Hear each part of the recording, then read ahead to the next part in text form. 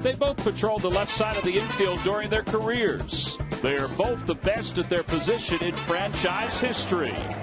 Both have delivered at the plate for their team in dramatic fashion throughout their careers. MVPs, world champions, and now they share another pedestal in the chronicle of Phillies baseball.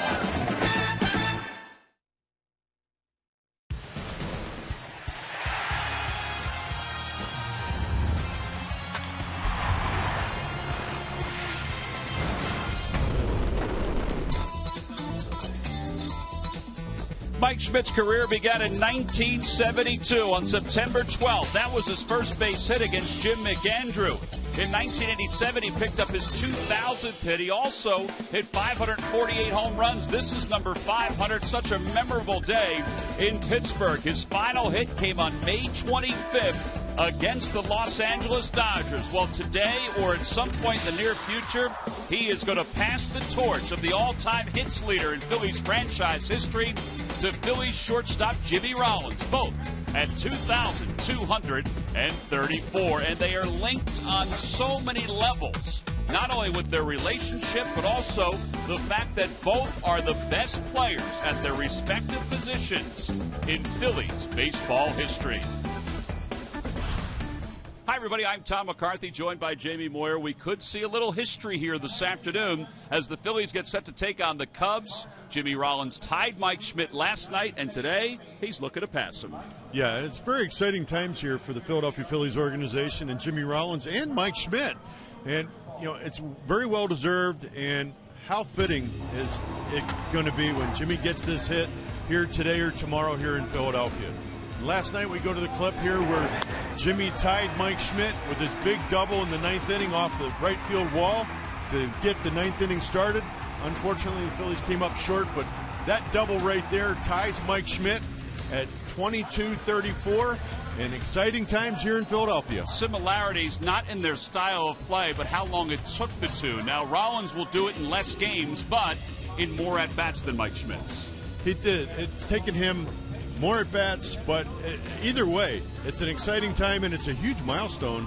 Now, again, Mike Schmidt set this precedent, and now Jimmy Rollins is going to uphold and take this and probably put some big numbers on top of it. Yeah, it's going to be a long time before somebody catches Jimmy Rollins. But first up, Jimmy Rollins needs to pass Mike Schmidt. This afternoon, it'll be Edwin Jackson on the mound for the Cubs, and David Buchanan will make his fifth start of the season for the Philadelphia Phillies. Well, in the history of Phillies baseball, first it was Ed Delahanty, and then in 1959, it was the great Richie Ashburn, and then eventually it was Mike Schmidt who took the mantle, and now the mantle is going to be held on to by Jimmy Rollins. We'll be back with the lineups at first pitch after this. Phillies baseball is brought to you by Xfinity, your home for the most live sports. By Citizens Bank, introducing One Deposit Checking. Keeping things simple is helping you bank better. By Coca-Cola, the official soft drink of the Phillies. By Toyota, where will Toyota take you? Visit buyatoyota.com to find out. Toyota, let's go places. And by Independence Blue Cross, the most preferred health plan in the region. Independence Blue Cross. Live fearless.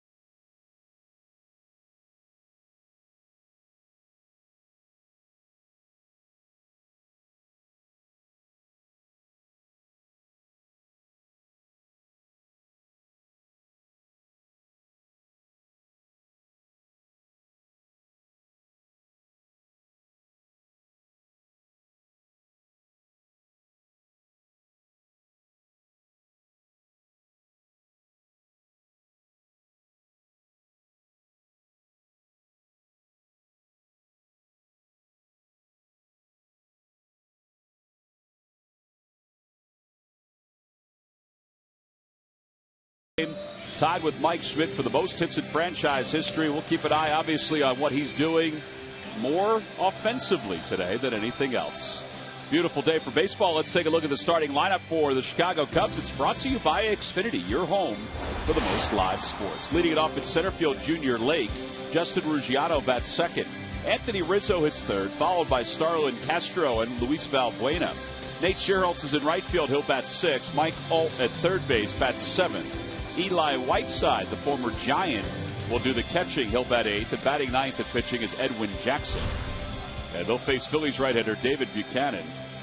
Buchanan 1-3, an ERA of 6.08. So far, 16 strikeouts in 23 2/3. You know, Jamie, you look at the hits per innings pitched. He's a contact guy, so the balls are going to be put in play. He does have to pitch the contact, and I think again, it's one of my early keys for today's game is trying to force early contact. And he's a 4-pitch pitcher. He's got a fastball, curveball, cut fastball, and a changeup. And the fastball and the cut fastball are very similar in velocity. So it's not the same pitch, but it's a very similar pitch. All right, let's take a look at those Nissan keys to the game. Well, to me, my first key today is the Phillies need to try to bunch hits together and put some runs on the board. And as I just mentioned, David Buchanan, try to get some early contact here with these aggressive Cubs hitters at the plate. That right there. There you go. Right out of the chute, Ryan Howard makes the catch. One pitch, and set aside.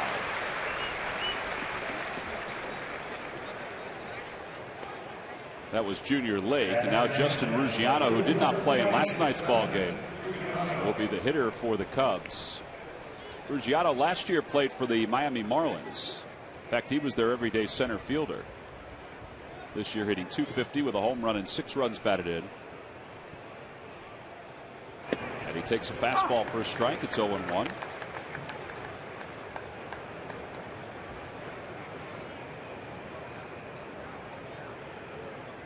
David Buchanan trying to have the same success up here in the big leagues that he had in AAA.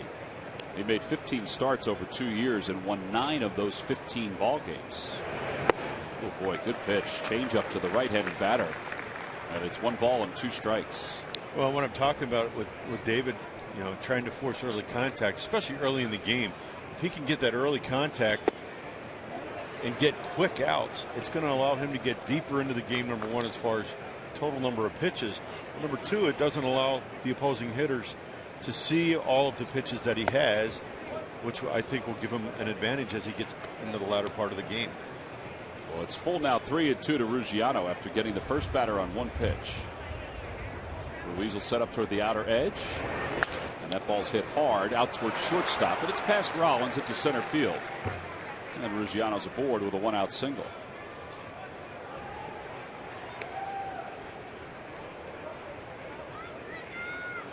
So the first hit of the day for the Cubs. And now Anthony Rizzo. Rizzo was 1 for 2 in last night's ball game with 2 walks.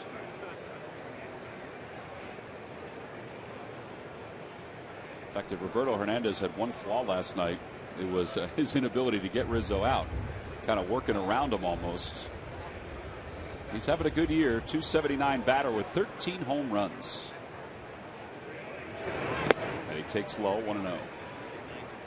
Coming into this series, I'm sure this is one of the guys that the Phillies were looking at to not want him to beat them. So I think that's Roberto exuded that last night.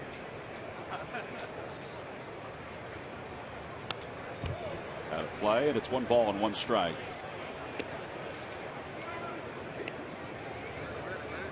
Anthony Rizzo has 45 walks this year, counting the 2 he had last night, which is second most in the National League.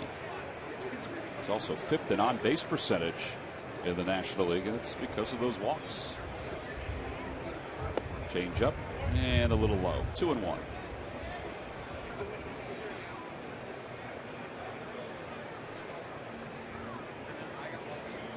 Ruggiano not really a threat to steal a base. He's 0 for 3 this year. And a fastball. And somehow that missed. That's a pretty good pitch. Woo. Lance Barksdale, the veteran, is behind home plate. Kerwin Danley's at first. Gary Cederstrom's at second. And Mark Ripperger, who was a flow of controversy last night, is over at third.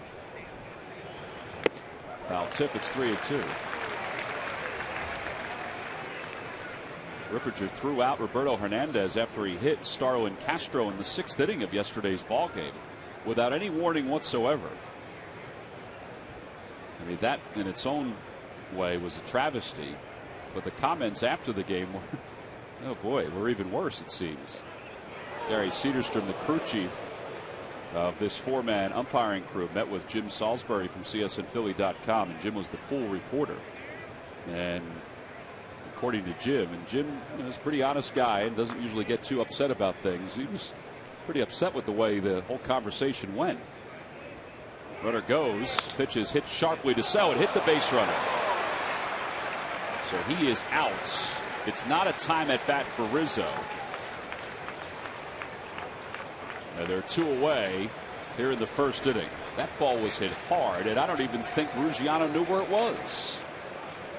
Yeah, usually you see the base runner peeking in when he thinks that ball's getting to the plate, and he peeked in, but it was right when the ball was about to hit him. I mean, he peeked in right there, yeah, right, and then the ball hit him, and wow, it squared him up pretty good. The only direction it went was backwards, so you know it got him square. Well, the putout goes to Chase Utley because he's the closest infielder to that.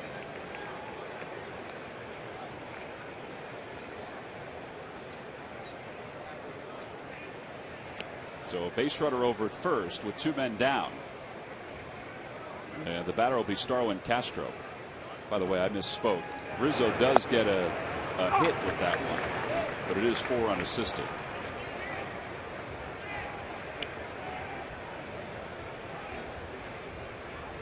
Castro hitting .273 with 9 home runs and 34 runs batted in.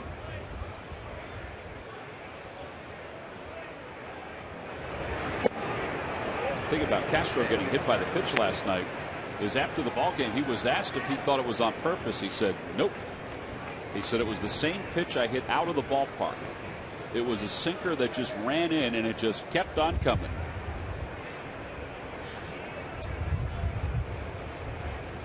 One ball and 1 strike to Castro. And a little low, and it's 2-1. Starlin Castro went on to say that he knows Roberto Hernandez very well. He sees him almost every day in the offseason in the Dominican Republic. And we saw Roberto after the ball game, and Roberto kind of said the same thing, that he wasn't trying to hit him. Swing and a miss, 2-2. Yeah, I really think that was a ball that just got away from Roberto, and I think, my experience from back in the day, when somebody's trying to hit somebody, they're not just trying to graze them in the wrist. They're going for their numbers in their back, or they're throwing the ball to hip. Swing and a miss. He got him with a changeup. First strikeout of the day for David Buchanan. Phillies lead 1, or Cubs lead 1 over at first. Jimmy Rollins is due to that second when we return for the bottom of the 1st.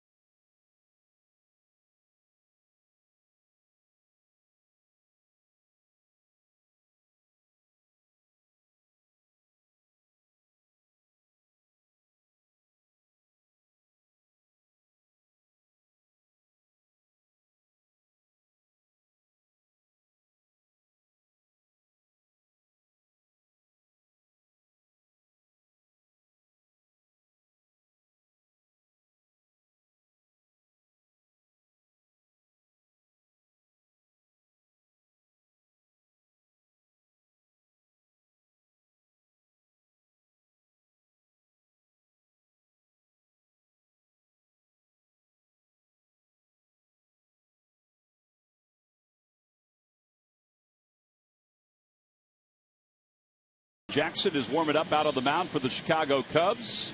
Let's take a look at the Phillies starting lineup. It's brought to you by Xfinity, your home for the most live sports. Leading it off in center field, Ben Revere. Jimmy Rollins bats second. Chase Utley hits third, followed by Ryan Howard and Marlon Byrd. Dominic Brown's in left field. He'll bat sixth. Carlos Ruiz seventh. Reed Brignac will hit eighth. He's at third base. At batting ninth. And pitching, of course, is David Buchanan. And they'll face right-hander Edwin Jackson. The 30-year-old is no doubt a veteran. 82 wins, 95 losses. At ERA this year, 4.70. He'll give up some base runners, Jamie. He will give up some base runners. He does have pretty good stuff. His stuff compared to his numbers, for me, really don't match up. He's got a average velocity with fastballs about 92. He's got a curveball at 78, a cutter at 91, a slider at 85, and a changeup at about 86 miles an hour. So he's got quite a repertoire of pitches. And like you say, Tom, 74 innings, 78 hits, and 31 walks. It's a lot of base runners. Well, he'll face Ben Revere to start things off. Revere hitting .288 with a home run and 8 runs batted in.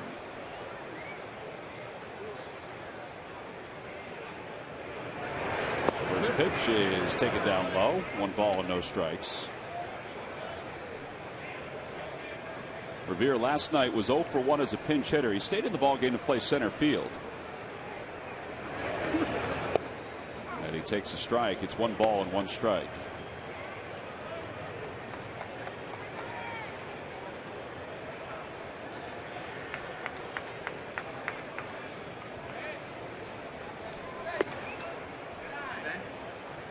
Ben with 30 runs scored. He has 18 stolen bases, which is 3rd in the National League.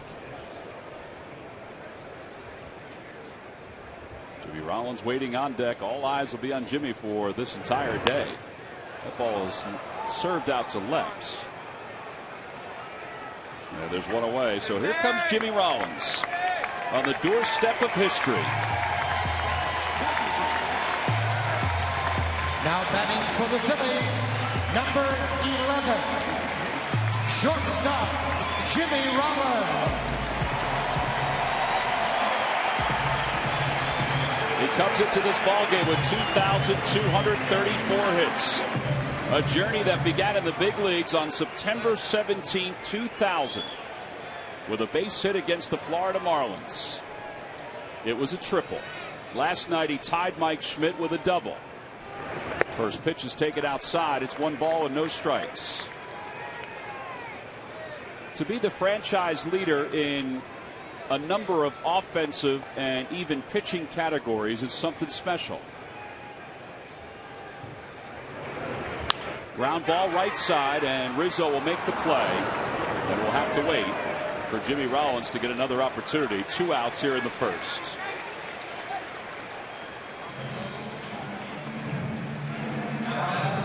And that'll bring Chase Utley to the plate. It doesn't ever seem as if anything phases Jimmy Rollins. I mean, you know him well as a teammate. You have to think that there has to be a certain amount of nervous butterflies that are still rolling around the 35-year-old's gut as he looks for just 1 more hit. Most definitely. I'm sure he's very anxious, too. That swing looked like it was a very anxious swing. It almost looked like he jumped at that ball a little bit. Well, here's Chase Utley, 0 for 4 last night, and he takes a strike. It's 0-1. Edwin Jackson, we mentioned, now 30 years old. He was born in Germany, but grew up in Columbus, Georgia, at least in the later portion of his high school years. Utley grounds it foul, 0-2.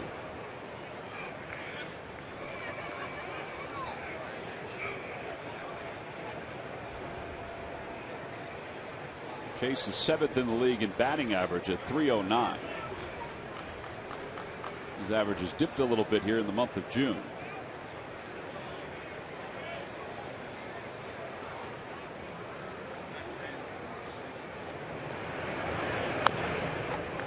Off the hand of Ryan Howard. Lucky McDonald's Phillies home run jackpot contestant is Larry Hilgis of Bethlehem, PA. Phillies hit a home run in today's ball game, and Larry will win $200.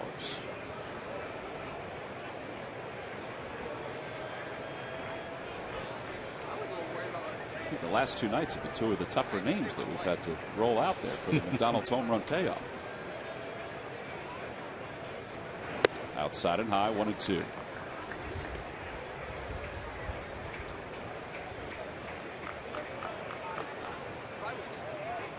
Phillies, of course, 5 games under 500 here at Citizens Bank Park at 15-20.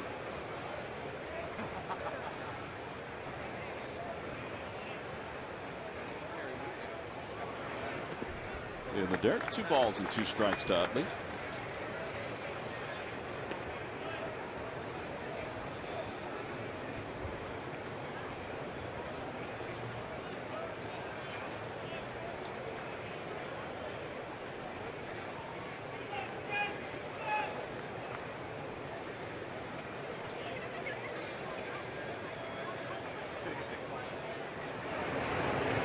That one's hit in the air to right field. Going back on it is Sherholtz. Back to the warning track. To the wall. It is gone!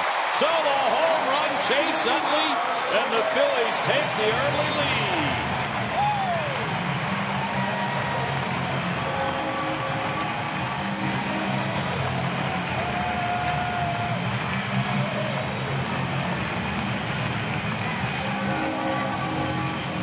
That's his 5th home run of the year. 32nd RBI, and he really turned on this fast. It is a fastball, straight fastball up in the zone. And it seemed to really, once it got about halfway, it looked like the ball really took off. You know, at first off the bat, I wasn't sure what was going to happen, but it seemed like the higher it went, the further it went. And Larry Hilgis of Bethlehem, Pennsylvania, you've just won $100 or $200 thanks to the McDonald's home run jackpot. First home run since Chase since the 24th of May. And it's 1 ball and no strikes to Howard, who was 0 for 4 last night with 2 strikeouts.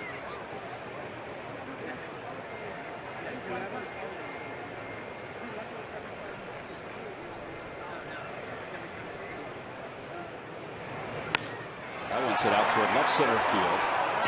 Got it just down toward the hands. And Junior Lake will make the catch, and the side is retired. But Chase Utley, didn't matter which way the wind was blowing, because his home run has given the Phils a 1-0 lead. A short swing right to the ball, and the Phillies take the early margin against Edwin Jackson as he just waves it off as we go to the seconds.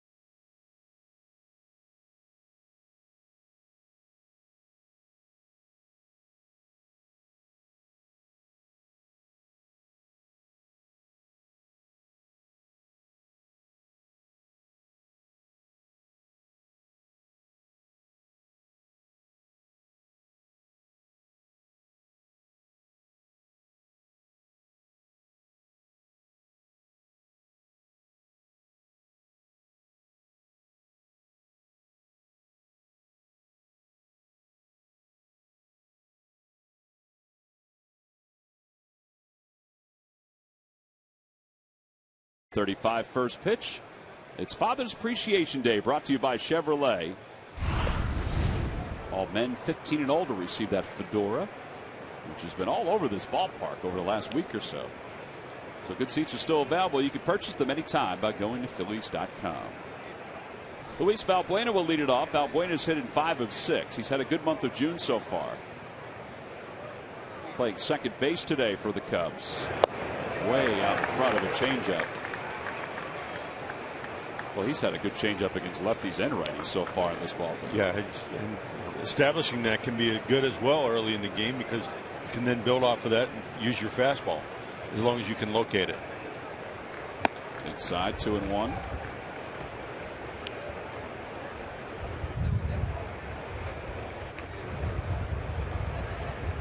Valbuena was 0 for 4 in yesterday's game with a couple strikeouts. And he lines one foul. 2 balls and 2 strikes.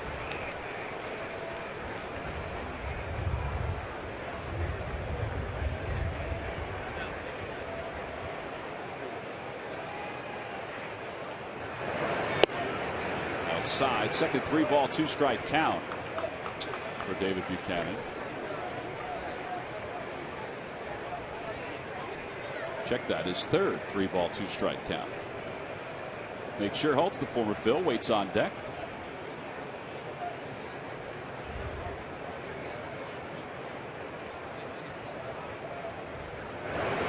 And a liner out toward right. Marlon Byrd goes back, reaches up, and makes the catch. An over-the-shoulder grab for Byrd. 1 out here in the second. Here's a look at the current National League All-Star ballot totals. Of course, Chase Utley is leading the way at second base by a pretty good margin.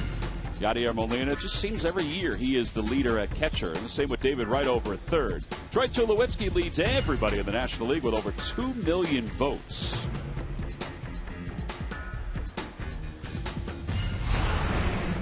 Tomorrow night at ESPN, they reveal the latest updates on the National League. On Monday in Atlanta, we will have the latest on the American League updates for the Midsummer Classic. D. Gordon is second to Chase Utley. A chopper up the right side and a foul ball.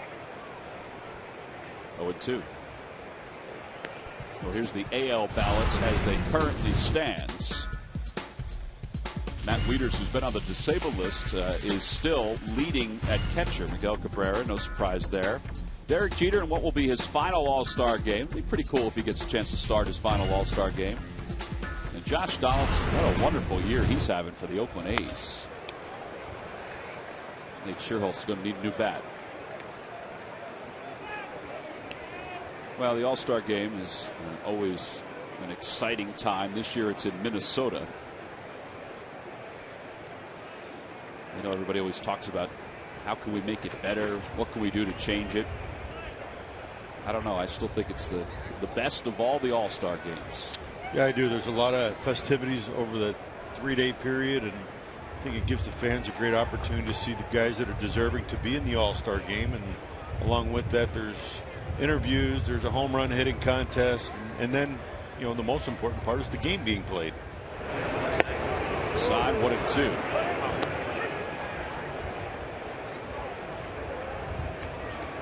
Chase Utley to get an opportunity to start another All-Star game in a Phillies uniform. It's a pretty special thing. You know, he's starting to creep up there as far as second basemen go, getting that starting nod. It's off the end of the bat, and it'll be out of play. Remains 1-2. We're not going to get to Chase to say too much about things like that, but he has acknowledged that being able to play in the All-Star game is a pretty special thing.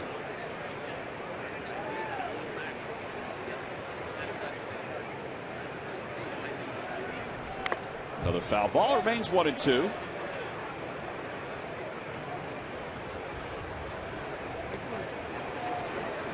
Nate Scherholtz last year 21 home runs for the Cubs. He wound up hitting .251.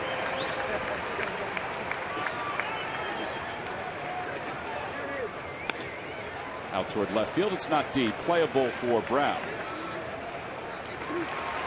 2 outs here in the second.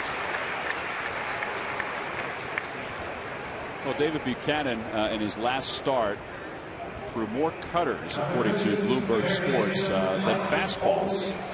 There's always that sort of line, Jamie, between cutters and fastballs because they're very similar, just a little different movement with the cutter. Yeah, and you can look at it in two different ways. You can look at it at 66% fastballs. A fastball and a cutter do vary a little bit, and that's kind of how I look at it.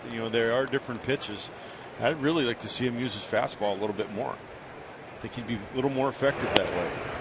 And he does have good. It's not that he doesn't have good command of it. I think it's the confidence with it. Yeah, today it's topped off at 92 miles an hour. Certainly enough fastball.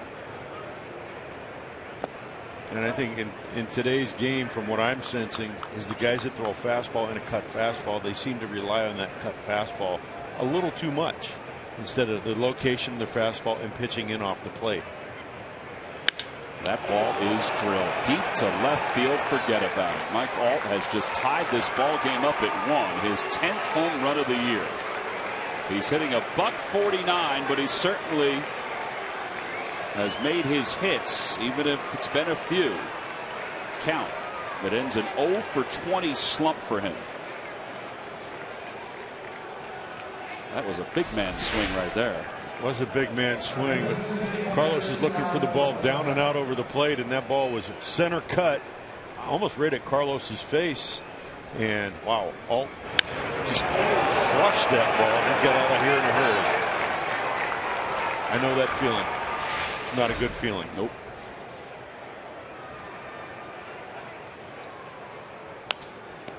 It's his first home run since the 18th of May. They were pretty optimistic when he had that many home runs in such a short period of time. Wow. No balls and 1 strike to Eli Whiteside.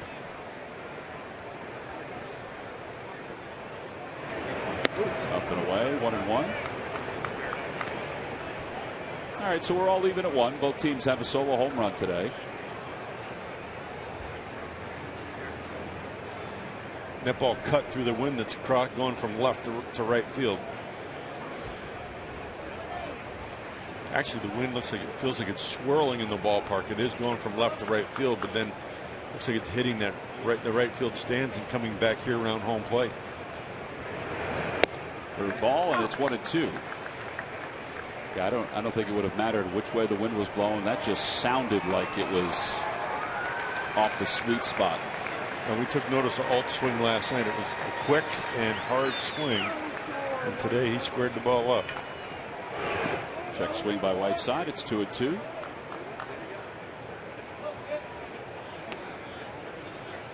Eli has not had many at-bats. He's 0 for 12. Of course, made himself known with the San Francisco Giants as a backup. Giants pitchers love throwing to him. He did a really nice job with the Giants. Swing and a miss. He is struck out. Second strikeout for Buchanan. Side is retired. However, the Cubs tie it up on a solo home run by Mike Alt. So we're all even at 1 as we go to the bottom of the second here in Philly.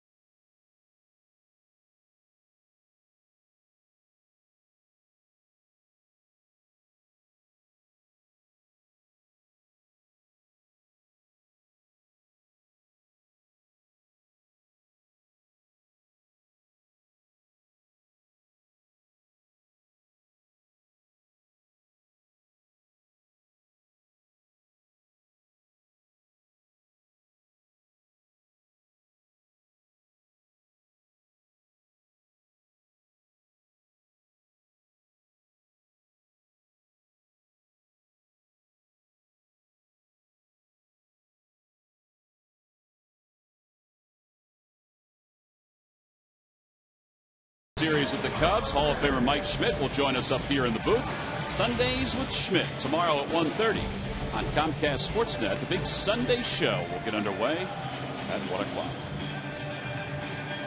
Edwin Jackson will face Marlon Byrd, Dominic Brown, and Carlos Ruiz. Those are the first three hitters here in the second. Phillies 1, Cubs 1, each team with a solo home run.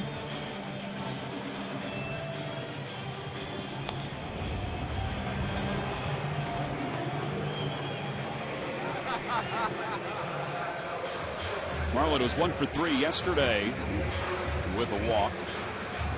He's now 2 for 15 against his former club.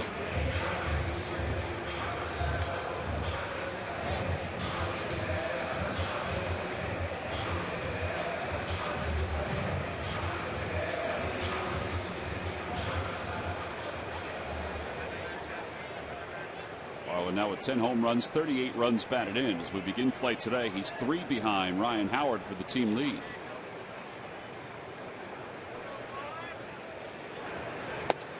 First pitch is a strike. It's 0-1.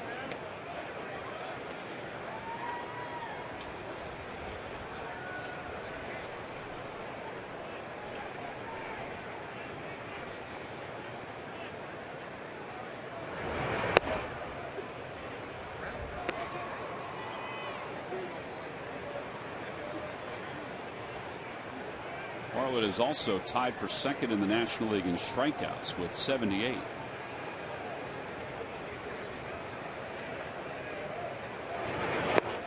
Tried to hold up. He went around. 1 ball and 2 strikes.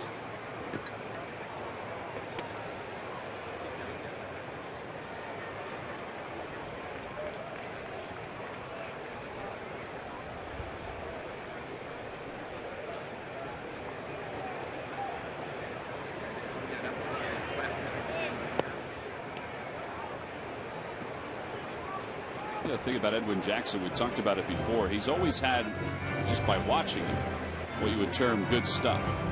The fact that he is 82 and 95 for his year, for his career I should say, is just odd. Yeah, and he's played with several teams too in his, I don't want to say short career, but in his career, when you wonder why that is, and not having the opportunity to be around him. But and you're right, Tom, he's got great stuff. He's got winning pitching stuff. He's got 5 pitches. We haven't seen all of them quite yet today, but good quality pitches. Quite firm. Got a good breaking ball. That ball's hit well out toward left center field. It's going to split the gap and take a hop off the wall, and it kicks away from Junior Lake, who kind of gave up on it. And Bird's on his way to third. He's going to get there easily. A sliding triple, his second of the year.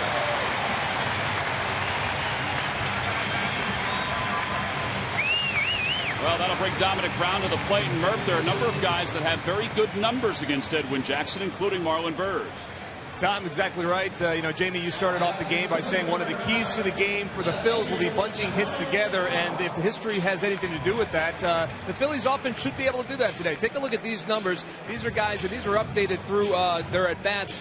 Rollins 5 for 10, 500 to 2 home runs. Utley now 7 for 12 with that home run, 583. Ruiz very good as well against Jackson. And then Byrd is now 8 for 24. He's a 333 batting average, and he also has a home run against Edwin Jackson. So bunching hits together could very well happen today against this guy. Yeah, the Cubs now will play the infield in. Jackson fields that little number back by Dominic Brown. There's one away, and Bird's still over at third. Well, Murph, this is one of those guys, Carlos Ruiz, that you talked about having very good numbers against Edwin Jackson.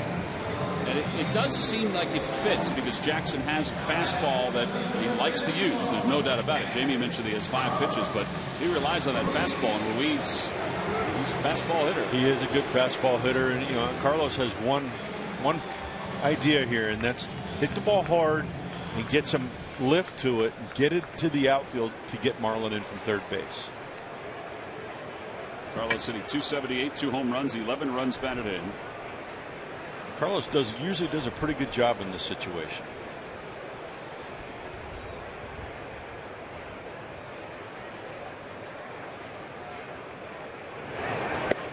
Takes high, 1 ball, no strikes. You saw what they did there with Dominic Brown. First pitch, they threw him a curveball. You know, and again, Dominic, I think, has to look at that at bat as though he's in, on the plus side. He's in it. He should be the aggressor, but getting his pitch, and certainly a first pitch curveball is not the pitch that I'm sure he went up there thinking about hitting. Yeah, and he's been good with runners in scoring position. Dominic has, partly why he has 32 RBIs. 2 balls and no strikes to Ruiz. And he lines it into left field, a base hit. Marlon Bird will score. It's an RBI single, and the Phillies retake the lead. So, Murph, did you plan it this way, that you would have some success after you started talking about the Phillies' success against Edwin Jackson? I always plan it that way, Tom. It doesn't always work out that way, but I always plan it that way. Well, it's 2-1 Phils, and this is a good swing by Carlos Ruiz. Carlos gets a tough fastball away, and you can see he takes a little short stride. He gets his foot down, kind of gets that ball off the end of the bat, but enough of the bat that he can hook it by third baseman and single to left field. Well, that'll bring Reed Brignac to the plate. So Bird scores after the triple. Brignac 0 for 2 with a walk yesterday.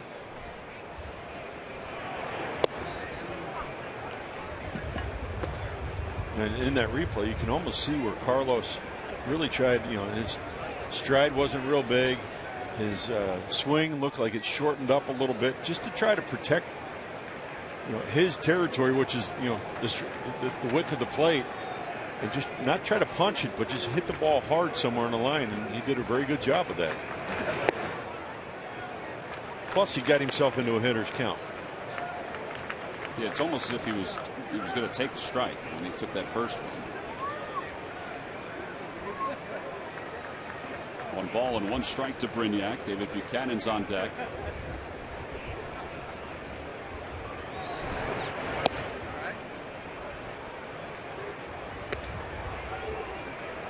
So it looks like Edwin Jackson's a little different pitcher with guys on base. Again, as we talk about, put the pressure on the pitcher and the defense. And last night, unfortunately, Jake Arrieta threw the ball very, very well. But unfortunately, the Phillies couldn't put any pressure on him.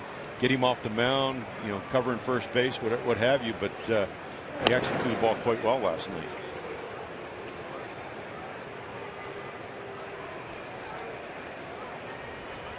And as I've always said, the hitter will dictate what kind of stuff you have from the pitching standpoint. And I think the Phillies hitters did dictate that he had pretty good stuff last night. They kind of tipped the cap to him after the ball game.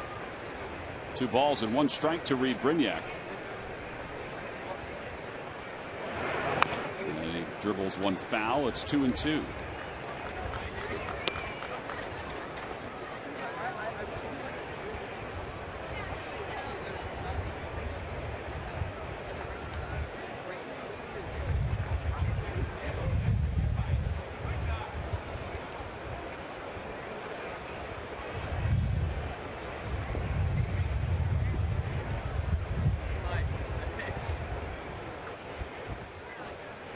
Brignac has 2 hits against Edwin Jackson. In the dirt.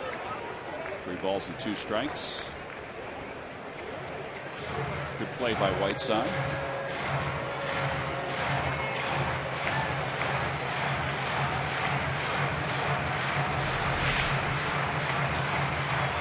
You see Whiteside calls a slider, and with 2 strikes, he's looking for that slider down in the dirt, and that's exactly where, not necessarily in the dirt, but down in the zone, and got it in the dirt and got his body in front of it and kept the ball in front of him and did not allow Carlos to advance to second.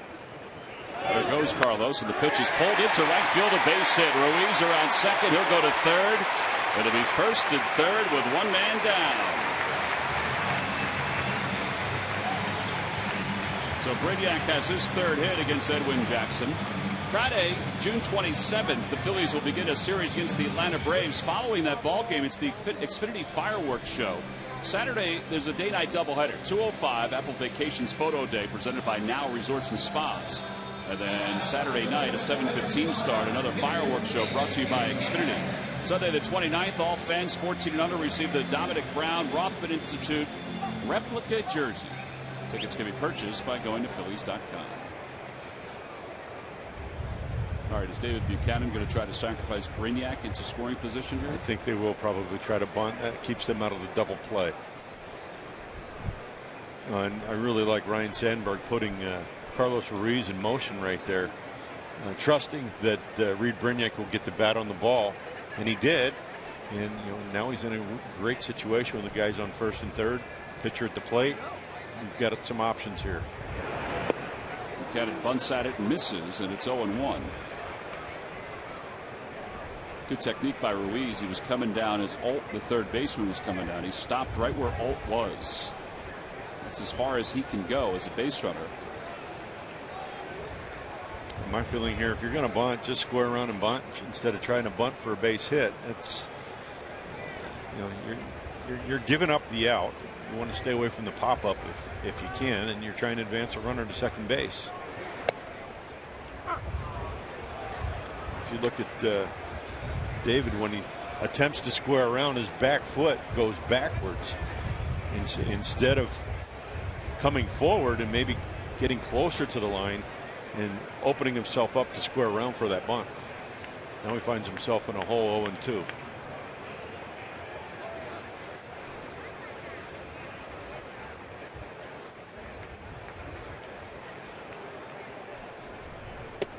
And he's down swinging.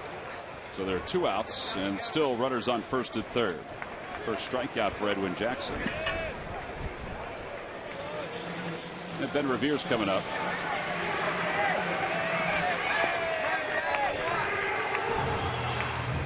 And unfortunately, David didn't get that bunt down. The other thing, if he moves that runner to second base, it takes away the force play.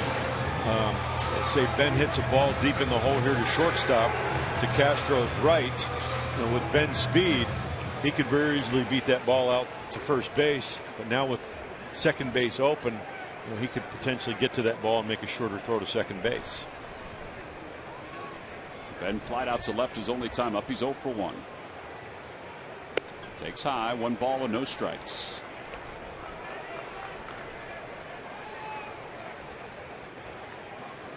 Phillies lead it 2-1 and an RBI single by Carlos Ruiz, who leads off third. Brignac off first.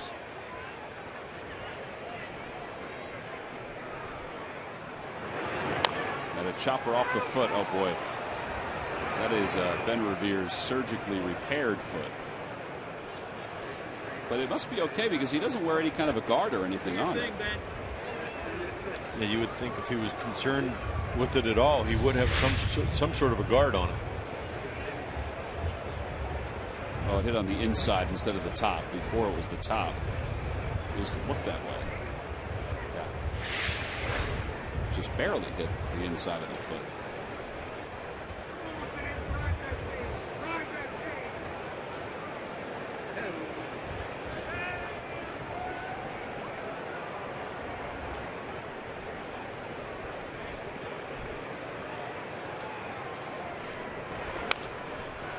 Two as he fouls it back.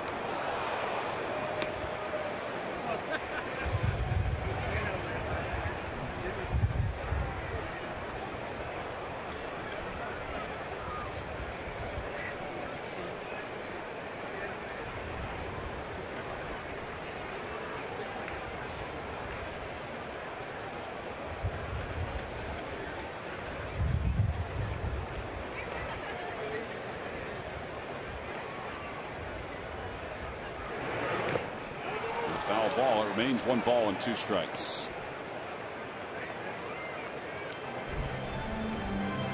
Edwin Jackson, like Jake Arrieta last night, he takes his time, particularly when there are guys on base. Seems to be doing a lot of thinking out there. Sometimes that thinking can get you into trouble.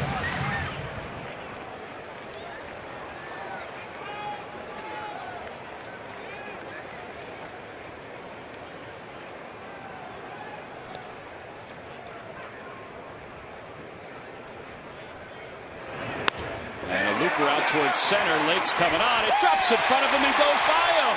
1 run scores. Brignac's being waved home.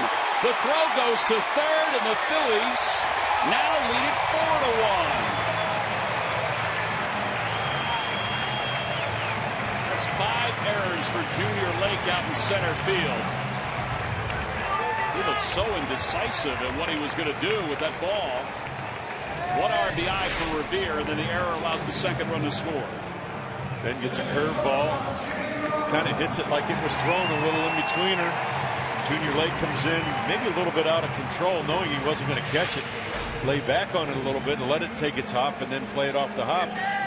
Fortunately, gets by him, and Brignac heads up base running in there and scores from first base, and Ben Revere gets the second. So Revere's in scoring position now for Rollins, up for the second time in his quest to become the Phillies' all-time leader in hits. He has 2,234 for his career. And the pitch from Jackson. In there for a strike, a 93-mile-an-hour fastball. It's 0-1. With each and every milestone that Jimmy has reached, it seems like, and this is normal for him, that he makes a splash with that milestone. The 0-1 pitch. And a line drive caught by Rizzo over at first, and the side is retired. But the Phillies scored 3 runs in the inning. They do so thanks to 4 base hits, and they leave 1. We'll go to the third.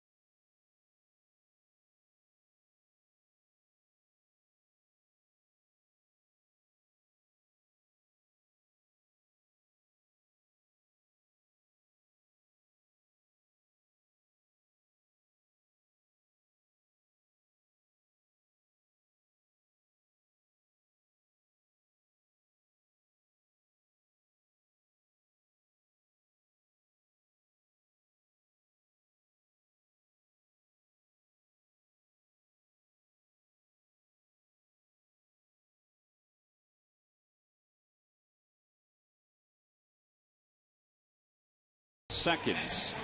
May have hit it down toward the end of the bat just a little bit. So he's 0 for 2, but the Phillies have a 4-1 lead. And we'll go to the top of the third. It'll be Edwin Jackson, Junior Lake, and Justin Ruggiano against David Buchanan. Big inning here for David. Go out, get ahead of the first guy, get the first guy out, and start your journey through the second inning, or excuse me, through the third inning, in your quest to put up a 0. First pitch to Jackson is a strike. It's 0-1. You look at his start so far as a big leaguer. Offensively, the Phillies haven't done a whole lot. He lost to the Mets 4-1, lost to the Nationals 7-0, and lost to the Reds 4-1. Now, the game that he won against the Dodgers, he allowed 2 runs over 5 innings. The Phillies wound up scoring 5 runs in that game. I didn't think he pitched too badly the other day against the Reds. I mean, I know he gave up 4 runs over 6 innings, but he was still a little more aggressive in that game than he was in the Nationals game. Well, and that's what he needs to maintain, his aggression with all of his pitches. 2 balls, 2 strikes.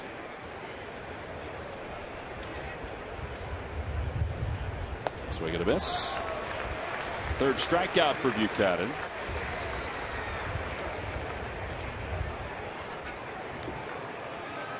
Well, it's time now for the Jeep Stump the Fans trivia question.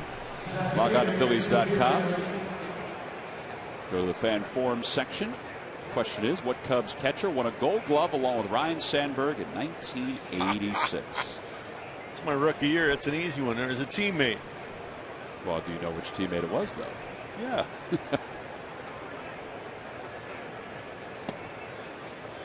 First pitch to Junior Lake is a strike. It's 0-1. I like that. I like those really, really easy ones. Well, we figured that today was the day that we wouldn't make you think at all. We just wanted to ease you into the game. I like those kind of days.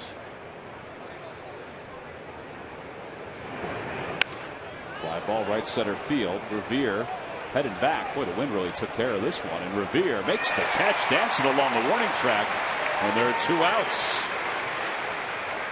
Well, the wind is going from left to right. I mean, as Jamie mentioned, it's probably swirling a little bit.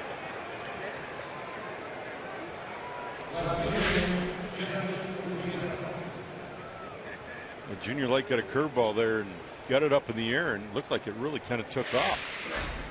Anything that's probably from center field over to right field today with the wind blowing like it is, looks like it's going to get up in a little bit of a jet stream. Oh, they say it's a 14-mile-an-hour wind. It's probably got some gusts a little higher than that. Here's Ruggiano, who singled his first time up, and he hits one toward left field. It's deep. Brown going back, and it is gone. Second solo home run of the game given up by Buchanan. It's now a 4-2 game. Well, if you're going to give them up, solos are way better than 2- and 3-run home runs, but he worked himself through that inning rather nicely until that first pitch there to Ruggiano.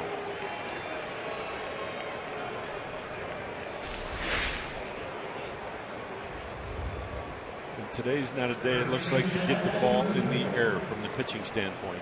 You got to try to keep the ball on the ground.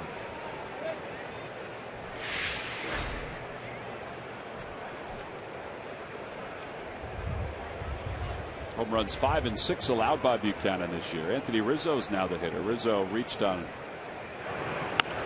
an infield hit his first time up. Ryan Howard, the flip to Buchanan covering. Side is retired. The Cubs, though, do get a run on a home run by Justin Ruggiano. He's been known to hit some home runs against the Phils. Middle of the third. It's 4-2 Philadelphia.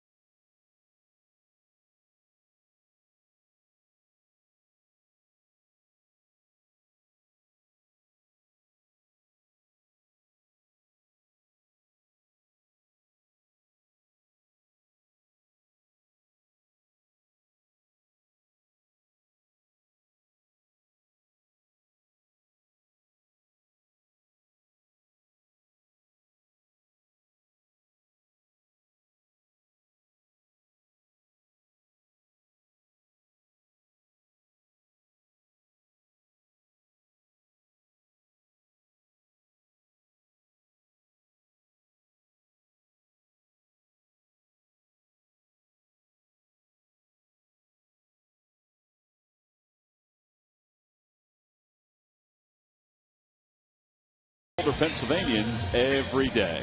By Thomas Jefferson University Hospitals. Call 1-800-JEF now for an appointment. And by Nissan. Get to your local Nissan store for the ride of your life and save big today. Well, Justin Ruggiano's made this a 4-2 ball game. One of 2 solo home runs the Cubs have hit today against David Buchanan. It'll be Chase Utley, Ryan Howard, and Marlon Byrd to start the third against Edwin Jackson.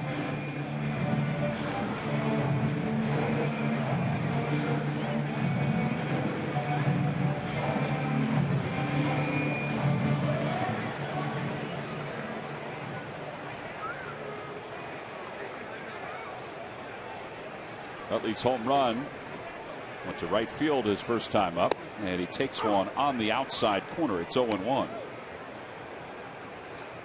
Chase is now 15 hits away from 1,500 for his career. Or I should say 14 hits after that home run.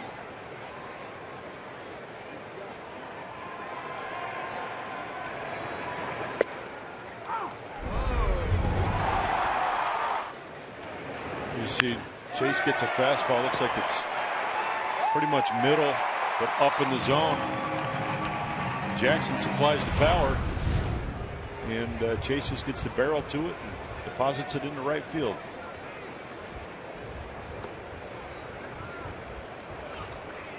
That's where that short swing comes in so handy when a guy's throwing, low to mid 90s like Edwin Jackson, just to be able to get the bat in there real quick. 1 ball, 2 strikes.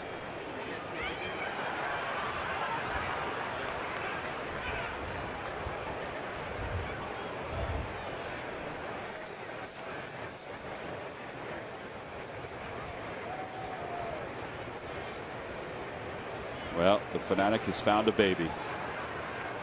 And there's been fear all around the ballpark as he was wandering up and down the aisle with that baby. Over the third base dugout, out of play. Baby seems unfazed. Many babies are phased by the Fanatic. That baby seems unfazed. Probably thinks it's a big old stuffed animal.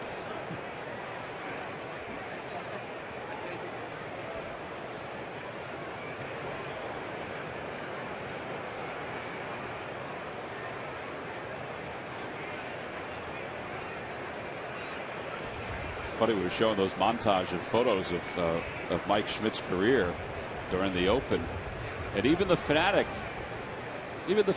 has changed over the years. Now it's pulled towards second. Valbuena up with it, and there's one away.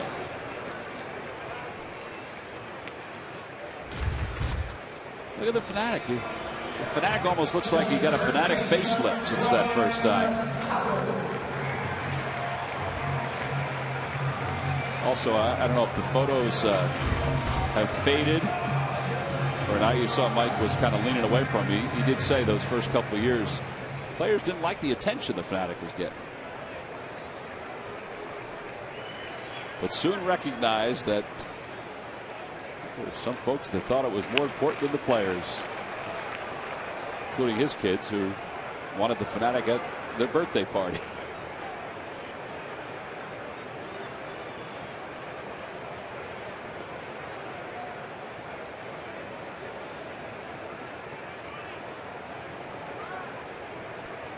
No balls and 1 strike to Howard, and Howard grounds one into the shift. Valbuena in shallow right, and there are 2 outs. So back-to-back ground outs by Edwin Jackson.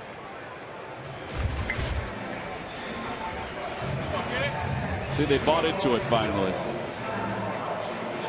Antics all over the place with the Philly Fanatic.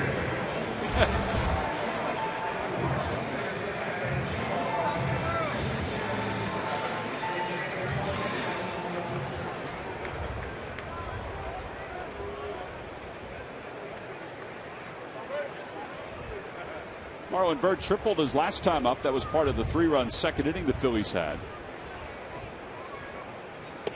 And the first pitch is a fastball first strike, 0-1.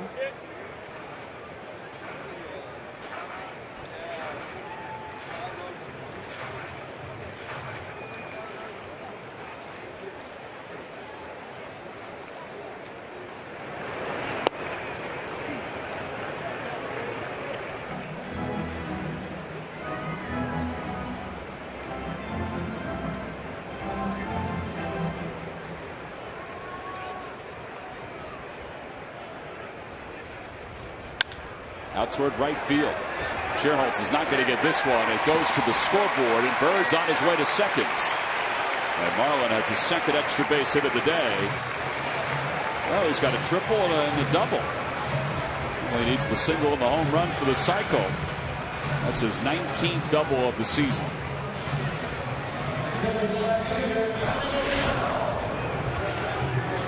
good fastball. 95 miles an hour. Outer third of the plate. Marlins stays with it. Just really doesn't try to do a whole lot with it. Hits it to where it's pitched and down the right field, deep in the right field for easy double.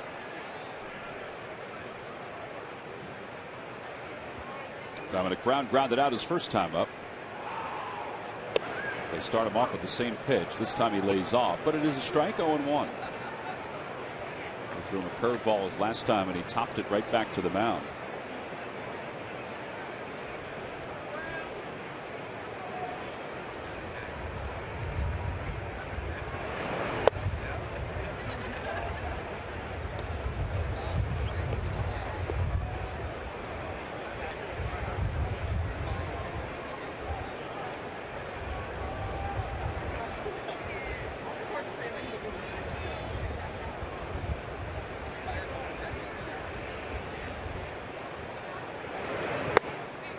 He's off a high fastball. 1 ball and 2 strikes.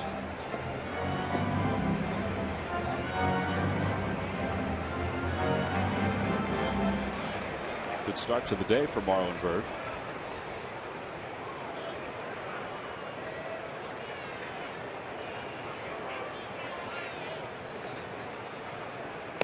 And Dominic Brown is struck out. The side is retired. Second strikeout for Edwin Jackson. No runs, 1 hit, and 1 man left. So we've completed our first 3 here in Philadelphia. Phillies have a 4-2 lead over the Cubs as we go to the 4th.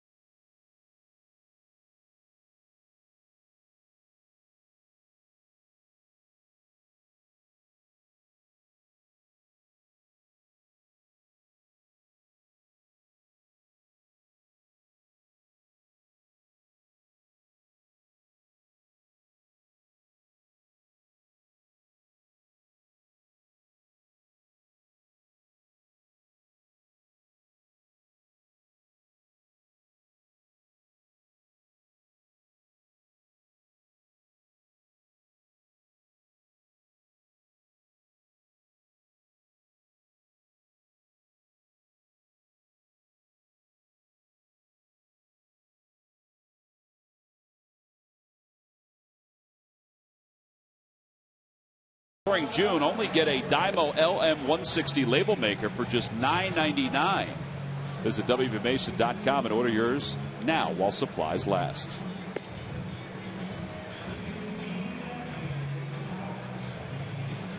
So we go to the top of the 4th inning. It's 4-2, Phillies on top. By the way, the Phillies are honoring the United States Army today. Today is the 239th birthday for the United States Army. Prior to the ball game, there were a number of potential men and women who were being sworn in to join the United States Army. A long line of them before the ball game today. We go to the top of the 4th, and the first pitch to Starlin Castro is a tapper back to the mound. 1 pitch, 1 away. All right, so Junior Lake started the first with 1 pitch and popped out. Now Starlin Castro begins the 4th, seeing 1 pitch, and he grounds out. That's what you like to see. And even looking back to last inning, even though David gave up a home run, it wasn't a big pitch inning for him. So again, that was his 50th pitch of the game right there. And we're here with 1 out in the 4th inning. Hopefully he can kind of keep this pace going and get himself deeper into the game. And again, this is an experience something that he has not experienced, pitching deeper into the game, and it's something that he needs to learn how to do. And today would be a good start or a good opportunity to go in that direction. Yeah, he's done it down in the minor leagues. There's no doubt about it, going deep into games. But there probably is something to the psyche of being able to do it on the big league level. Most definitely. And it's really just, it's a confidence thing. I'm sure he believes and trusts his pitches, but he has to actually see it happen. 1 ball, 1 strike to Valbuena, who bunts. Foul. 1-2.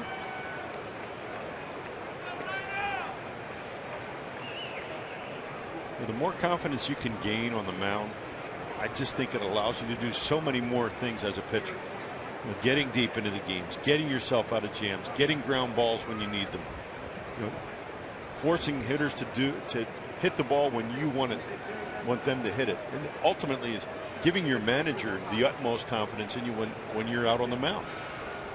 If your manager has confidence in you when you're on the mound, it's going to allow you to stay in a lot more games and pitch out of jams, and that's what David is trying to show as he's gaining some experience here at the major league level. I think out of all the Phillies pitchers, and you can probably correct me if I'm wrong on this one, he uses all of his stuff more than all the others. Does that make sense? I would definitely agree with that, but I think he has to. Right. And he realizes he has and that's okay. And yeah, that's superb. That's why you have all those pitches. Yeah, because they're guys. Let's put Doc, for example. Doc would use fastball cutter a lot of times, and he'd have that curveball obviously, but his dominant pitches were the fastball and cutter. No, and not every time out do you have all your pitches. Way inside, 3 balls and 2 strikes. Nate Schierholtz waits on deck. But you've got to throw them all to find out whether you have them or not. If you don't use them all, you don't know whether you have them or not. I see a lot of pitchers in the game that don't use them. Fly ball to right. Bird going back. And that one is gone. Into the first row. The 3rd solo home run of the day given up by Buchanan. And it's now a 4-3 Phillies lead. Again, I think that ball gets up in the air, especially if it's going to right field. It's got a chance to go out today. Yeah, other days that was probably, middle of the warning track? I don't know, maybe not even to the warning track. Ball just gets it's pretty high, too. We got that strong wind blowing across the field. It didn't get out by much, but it doesn't matter how much it gets out by. Nice catch. He saved the kid with the glasses who didn't want anything to do with it.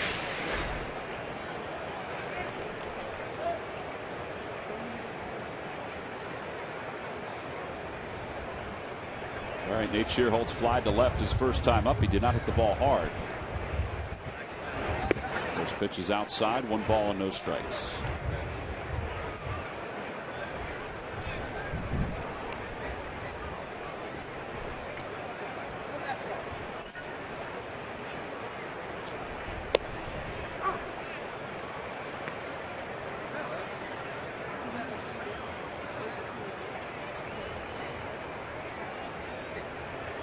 All 3 guys that hit home runs today for the Cubs, they hadn't homered since May at various points in the month of May.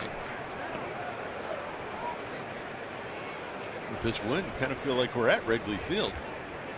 It does feel that way, although it's shifting again. It's coming in now. It's not going left to right like it was before. Check swing to the right side. Utley has it, flips.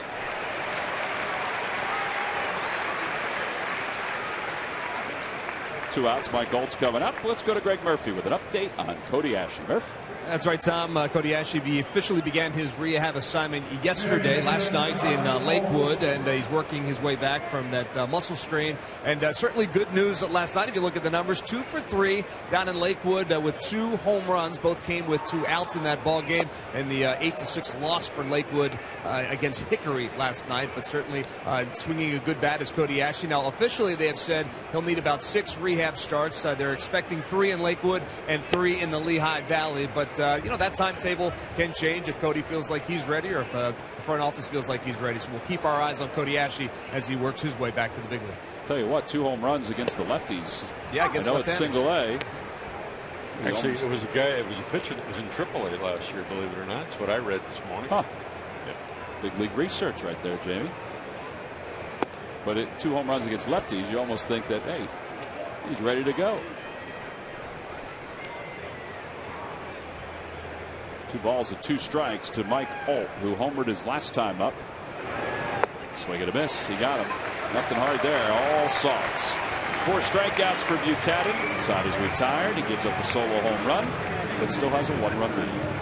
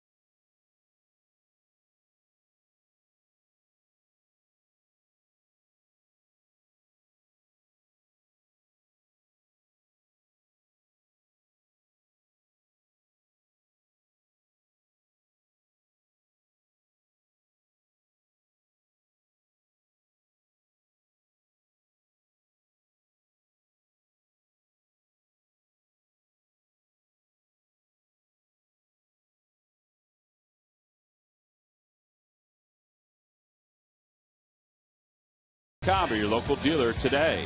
By AT&T, mobilizing your worlds.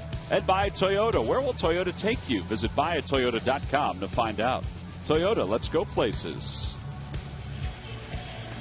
Luis Valbuena's made this a 1-run game with his home run.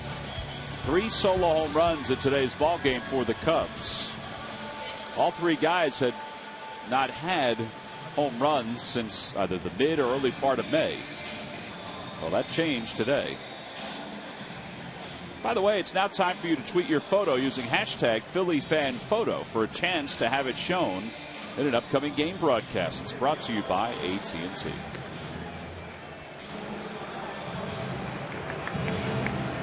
It'll be Carlos Ruiz, Reed Brignac, and David Buchanan.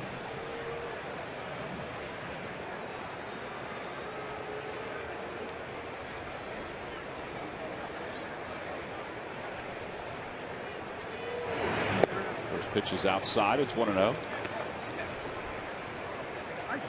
Carlos singled home run his last time up.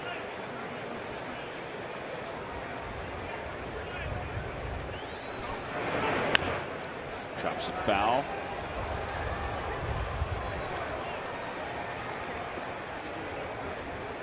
One ball and 1 strike.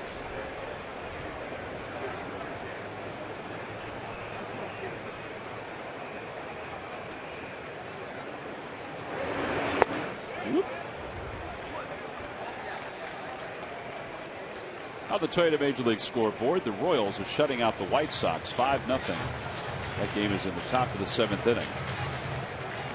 Kansas City's only a game and a half out of the American League Central. Off the body of Volt, picks it up. Strong arm, and 1 out. American League Central has the Tigers leading the way at 34-29. Tigers are only 16-16 at home at Comerica Park. Twins are 3 back, White Sox 3.5, and the Indians 3.5. Folks have been waiting for the Royals since the early 80s. It's nice to see where they are, but for some reason they just always seem to tail off as they get into the second half of the season. I will say, though, it is one of my favorite ballparks. I just think it's a great ballpark. It is a beautiful ballpark. First pitch to Brignac is inside and low. 1 ball and no strikes. Brignac singled and scored his first time up. I remember the first time I went to a Royals game. It was opening day against the Red Sox. That one's pulled to the right side. Valbuena retires him, 2 outs. And the amount of tailgating that was going on, it was as if it was a football game. Oh, and Arrowhead Stadium is right next door. Right next to it, which is kind of a neat place too.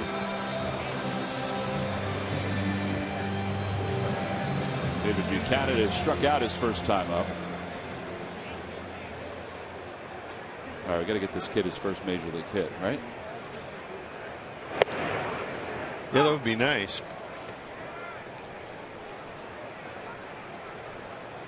It's a day of milestones. June 14th.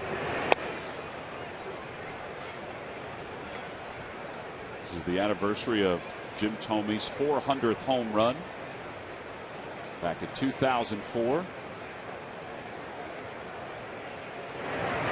Jimmy Rollins trying to pass Mike Schmidt. Most hits in franchise history.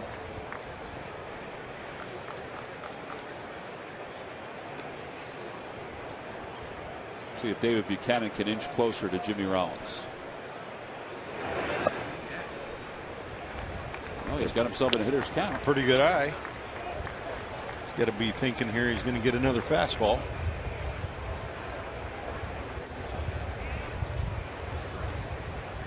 He's got to get ready to hit that fastball.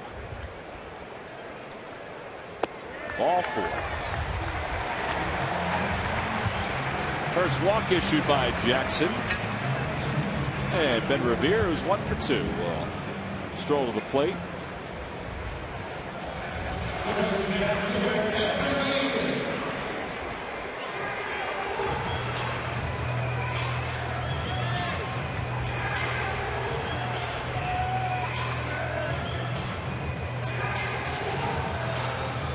Still look at Ben's on-base percentage. And you kind of scratch your head. He has 5 walks. He has 228 at-bats, and his on-base percentage is just barely over 300.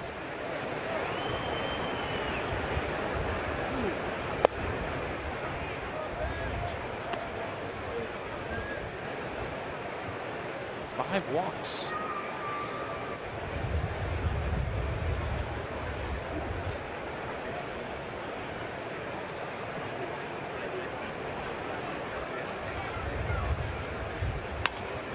Out of play, and it's 0-2.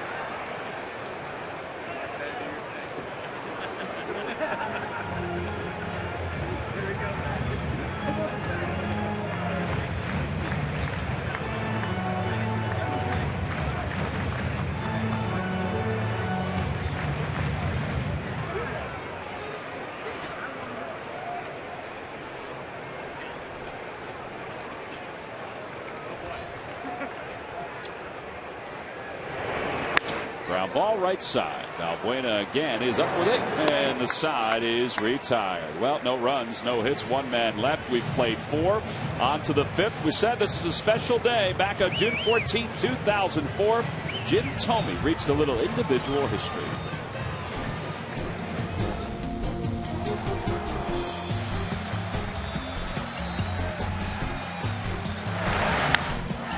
Could it be? Could it be? It is out of here! Number 400 for Jim Thome. Phillies have tied the game at the first, and take a bow, big man.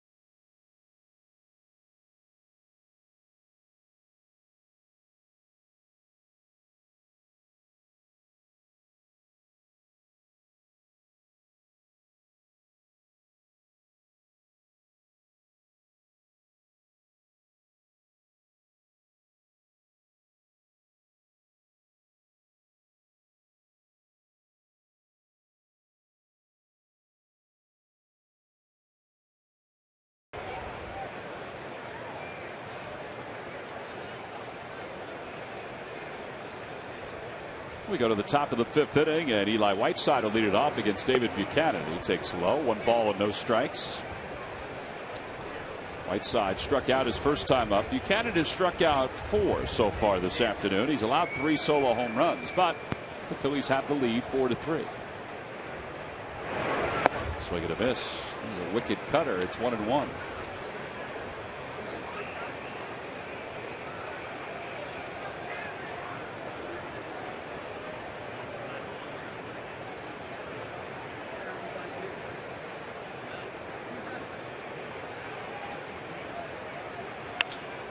Looped out towards center field. Here comes Revere. He's not going to get it. It goes between his legs. Dominic Brown will pick it up, and Whiteside smartly will hold up at first. A leadoff single. Edwin Jackson's coming up. Phillies Baseball Academy is open for boys and girls aged 6 to 14 who want to learn the game of baseball or the game of softball. Professional coaching and skill development from Phillies players, coaches, and Baseball Academy instructors. It includes official Phillies Baseball Academy uniform, a trip to Citizens Bank Park, 15 different locations, and many weeks to choose from. For information, call 610-520-3400 or go to PhilliesCamps.com. All right, so Edwin Jackson is probably up here to try to sacrifice Eli Whiteside up to second. But if you're Reed Brignac or if you're Buchanan, you have to be leery because Whiteside is a catcher. You might have a play at second base if it's bunted a certain way. Forget about that. He had to miss a sign, right? You would think. He's taking a walk to the third base coach, most definitely. Gary Jones is the third base coach. Gary Jones, as soon as he took the swing, started marching down the third base line.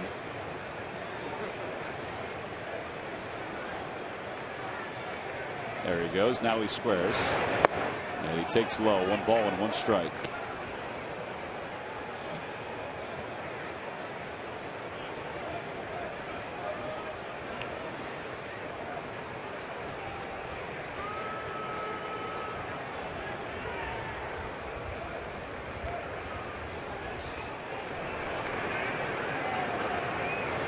And he bunts it. Ruiz out from behind home plate.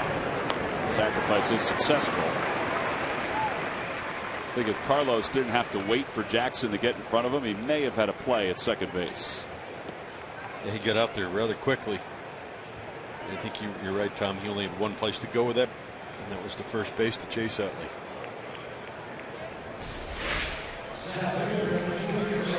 Yeah, Edwin Jackson kind of looks at the ball. He keeps Carlos behind the plate just a tick too long.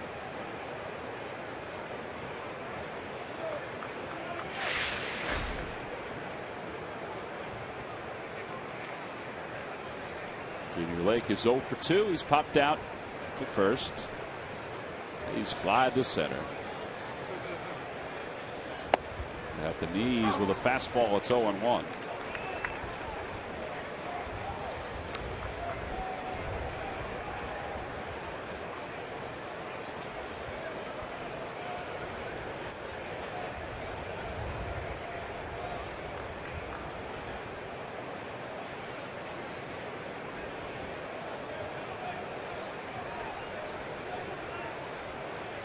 Lake leading off today. The Cubs are trying to figure out who's going to be their leadoff hitter now that Emilio Bonifacio's on the disabled list.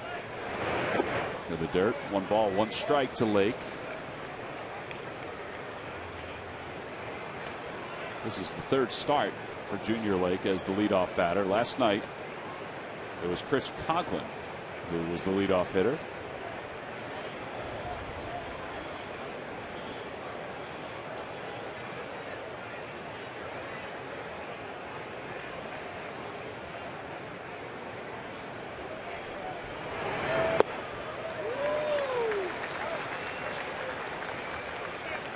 Ball, 2 strikes. Carlos has done a real good job today with David with mixing his pitches and speeds of his pitches and the location of his pitches. You've seen a lot of awkward swings so far. See what they decide here with the runner at second base and 1 man down. And they'll have to wait a little bit longer.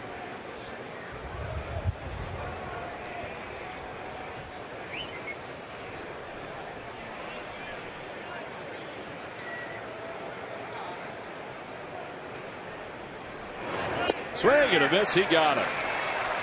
Well, that was a pitch that was up in the zone, a changeup that was up in the zone, but Lake just could not get after it. 5 strikeouts for Buchanan. Sometimes you get away with that because of the arm speed. It's a real late movement, too. And he did have some good movement to it. It's a change of speeds, and it's the arm speed. It looks like a fastball coming out of his hand, and it just never seems to get there.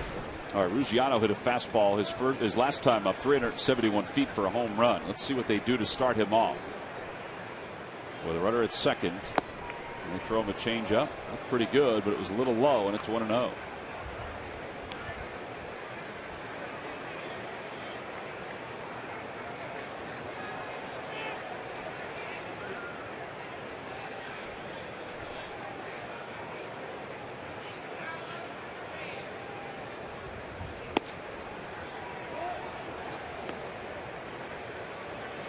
Toyota Major League Scoreboard. The Padres lead the Mets 2-0. Yonder Alonso has an RBI double in that ball game.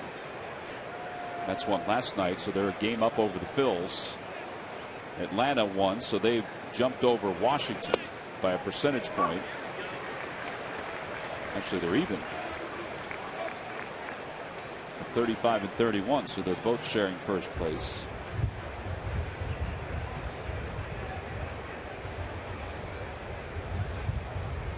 Two balls, one strike to Ruggiano.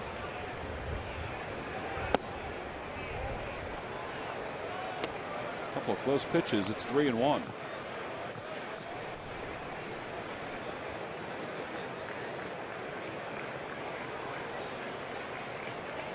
I think he's realizing that if I'm going to miss, I need to miss down instead of missing up. The balls he's missed up have been deposited in the outfield. Especially today, getting the ball up in the air with the wind. He walks Ruggiano. That's the first walk issued by David Buchanan. Get all your Philly sports news and scores when you're on the go. Be the first to know breaking news on all your Philly teams right now from your smartphone. Download the free CSN Philly Sports app today. Well, if you had that free CSN Philly Sports app, you would have seen Jim Salisbury's comments last night. He was, as we said, the pool reporter talking to Gary Cedarstrom, the crew chief, after yesterday's ball game, to get the explanation as to why Hernandez was thrown out of the game. Rizzo takes strike one. It's 0-1. Jimmy was right on with his description and his frustration. Said that Gary Cedarstrom was reading the paper the entire time they were talking and just barely glanced up to acknowledge him. And he wondered, where did all the affable umpires go? Ruiz throws behind the runner, safe at second base. Whiteside gets back. Jimmy Rollins peeks into the dugout.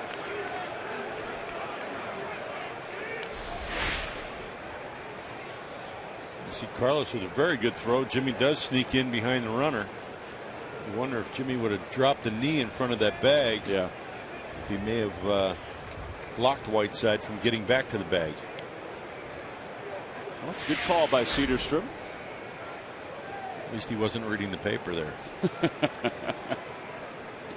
He was catching up on all the day's news last night, late after the game. 1 ball and 1 strike to Rizzo. Tapper back toward the mound, and this should do it for the top of the 5th inning. 1-3 on the putout. No runs, 1 hit, 2 men left. We'll go to the bottom of the 5th inning. Guess who will lead it off for the Phils when we return?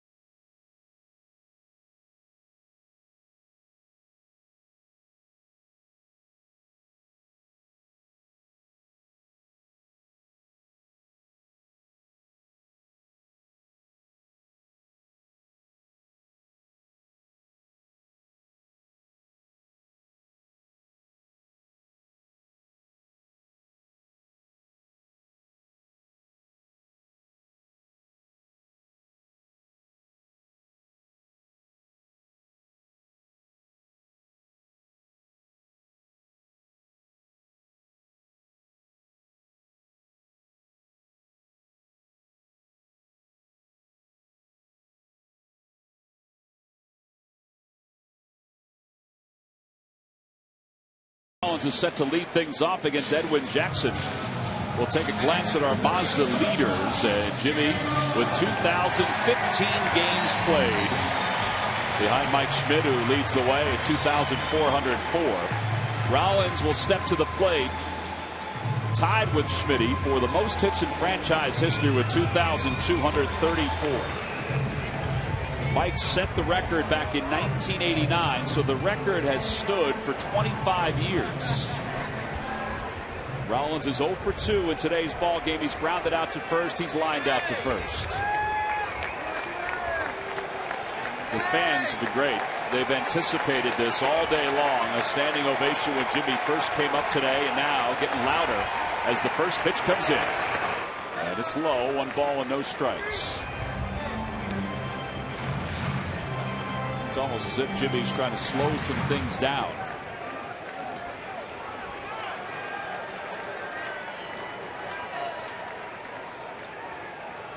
The 1-0 pitch. Change up 2-0. Jimmy's had a burst of energy ever since he stepped foot on the turf at Veterans Stadium his first time. Now the 2-0 pitch coming from Jackson. Foul ball. It's 2-1. You got a sense of his personality by watching some highlights of some of his swings during his senior year. Then you got a better sense of his personality when you met his dad James and certainly his mom Gigi. You can see where he gets it from. 2 balls and 1 strike. Low, ball 3. It's 3-1. So a good hitter's count.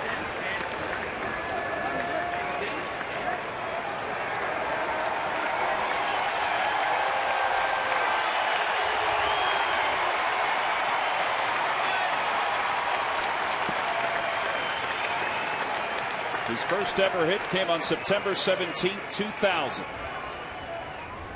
And now the 3-ball, 1-strike pitch to Rollins. A line drive toward right field. There it is! Jimmy Rollins is now the franchise leader in base hits with 2,235.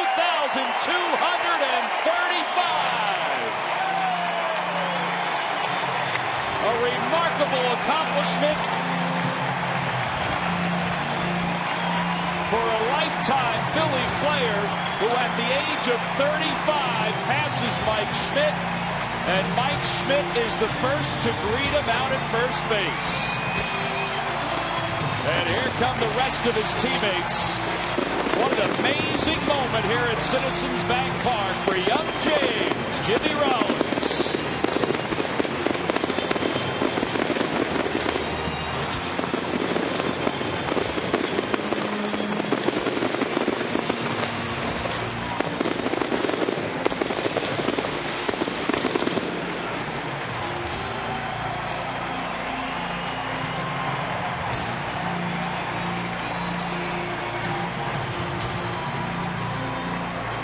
The record in 389 fewer games than Mike Schmidt.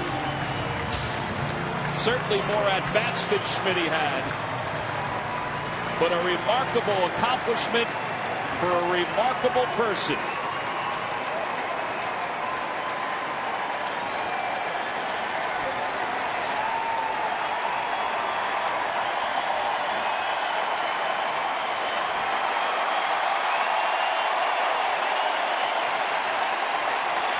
Reminiscent of Mike Schmidt and Jim Thome at the closing of the bet, where Schmidt raised the arm of Jim Thome as both stood at home plate.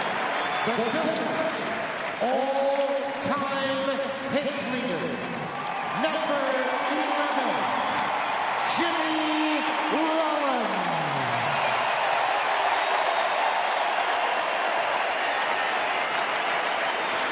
Some people thought he was too small. As Bob Brookover wrote this week, some people thought that his swing didn't match that of a major leaguer at the beginning. And there's his wife, Jahari. What a great day. It comes on June 14, 2014. Just after 4:30 in the afternoon in the East, Jimmy Rollins is the all-time hits leader in Phillies history.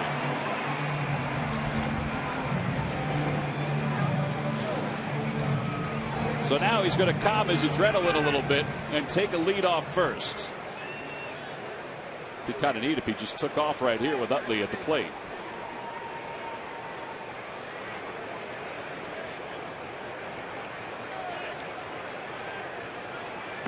First pitch is low. It's 1 ball and no strikes. If he did take off, his feet may not touch the ground when he gets to second base. Well, you feel privileged during certain times during a baseball season, during a baseball year, to be at the ballpark. Whether it be in 2009 when Roy Halladay threw the perfect game, 2008 when the Phillies won the World Series championship, when Jimmy Rollins made the diving play behind second base in 2008 to clinch the National League East, or on days like this when Jimmy Rollins becomes the all-time hits leader in Phillies franchise history. The 1-0 pitch coming out. Breaking ball. It's in there. 1-1. And now there's no looking back. I mentioned it's been 25 years since Schmitty set the record, since he passed Whitey. Maybe a long time before anybody passes Jimmy Rollins, considering that he doesn't look even close to being done.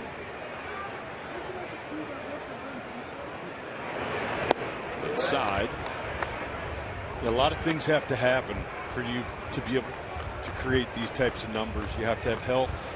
You have to have consistency. You have to be on winning ball clubs. And you have to be a contributing ball player. And Jimmy's been able to do all of those. And that's what's allowed him to surpass Mike Schmidt.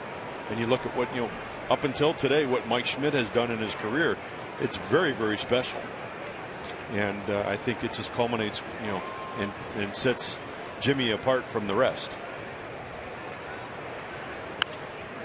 Out of play, 2-2.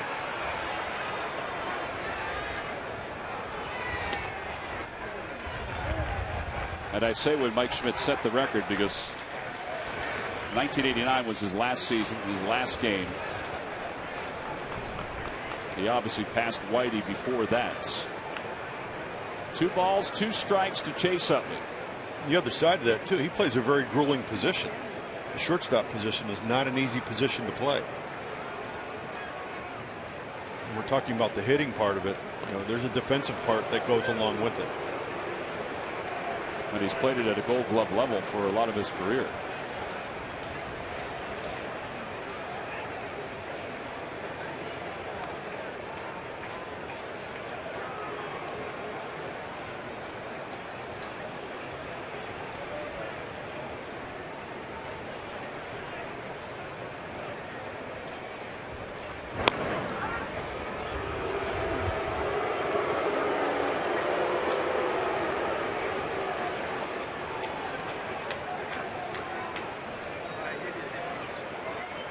By the way, that hit gives Rollins a 9-game hitting streak.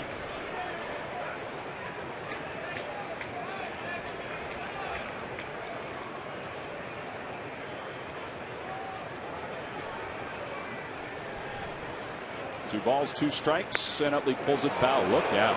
Ooh.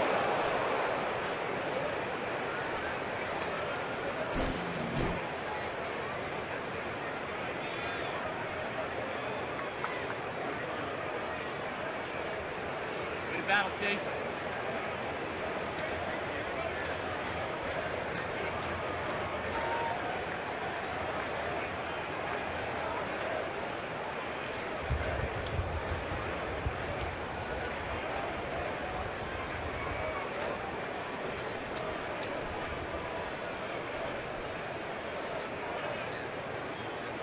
Utley pulls it toward right. Sherholtz is there. And he makes the catch. He has to go back a little farther than he thought, and there's one away.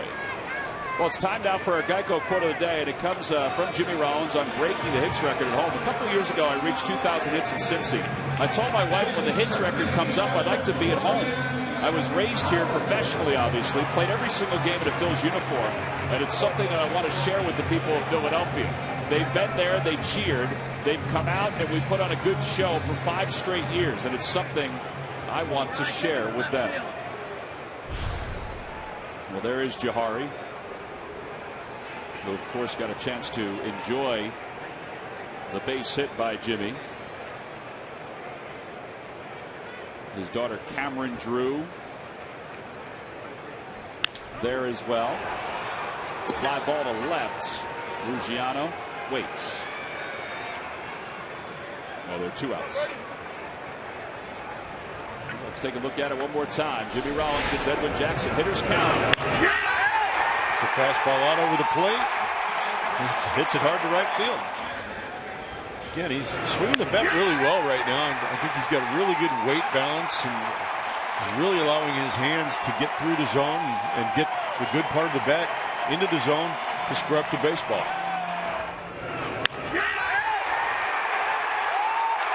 There's Mike and Larry Bow, and Schmitty do it right away. Comes popping out of the dugout. Goes to get the bat. And the passing of a baton hands the bat to Jimmy Rollins up near first base. Rollins goes. The pitch to Bird is low. The throw to second, not in time.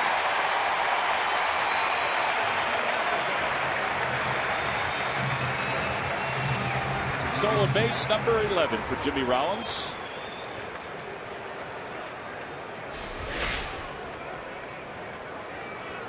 Jimmy gets a good jump here. Actually, it makes that an easy stolen base.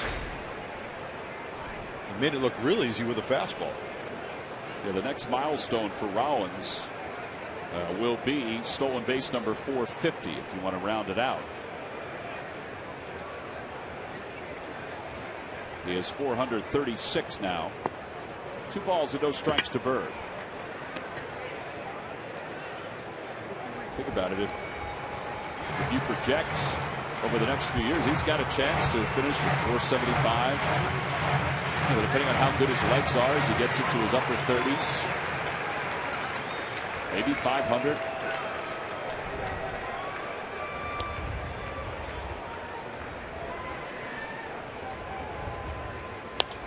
Off the end of the bat, over to the first base side. Rizzo comes running in. So does Whiteside. Oh. Out of play. Off the front of the dugout.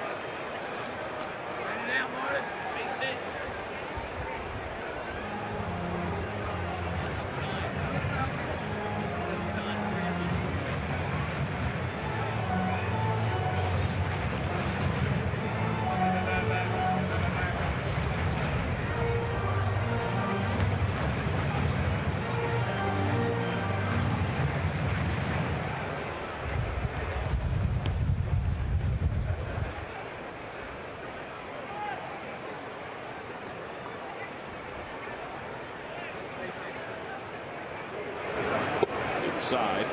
Now 3-1 to Marlon Bird. Well, that's an important run out there at second base. It's a 1-run game here in the bottom of the 5th. The Phillies 4, the Cubs 3.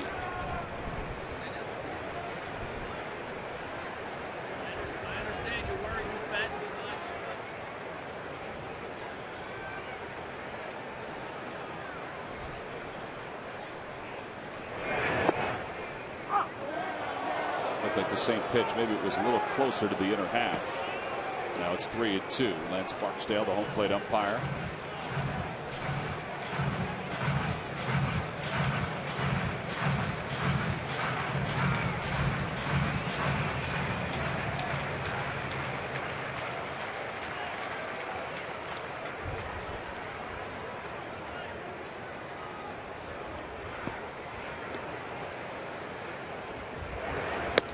There's ball 4. So 2 on with 2 outs. Dominic Brown will get a chance to bat here.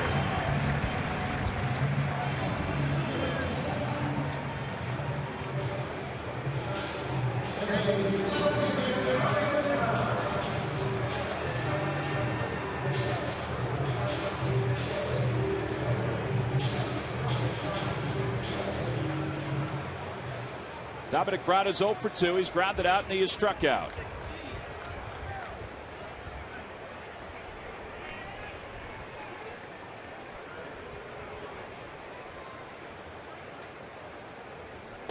Breaking ball outside, 1 ball and no strikes.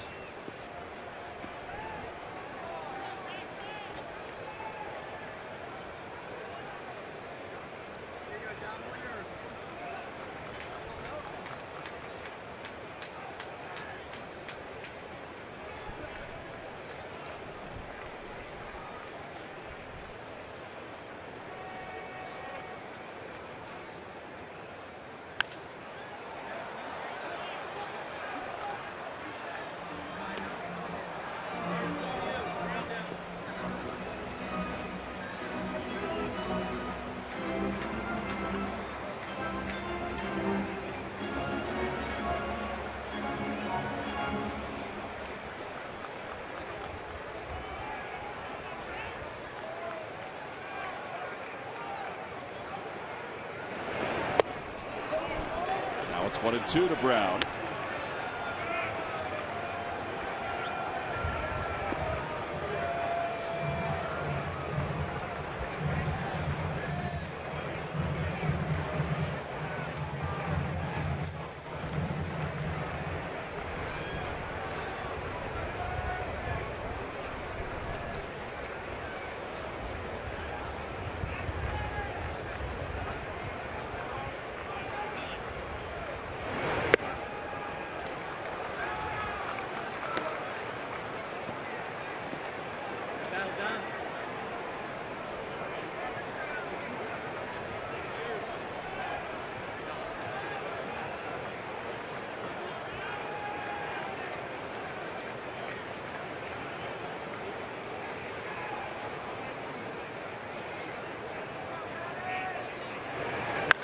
In the air to right field. That's well hit. A towering shot. It is gone! A 3-run home run for Dominic Brown. And the Phillies have opened it up. They're now on top 7-3.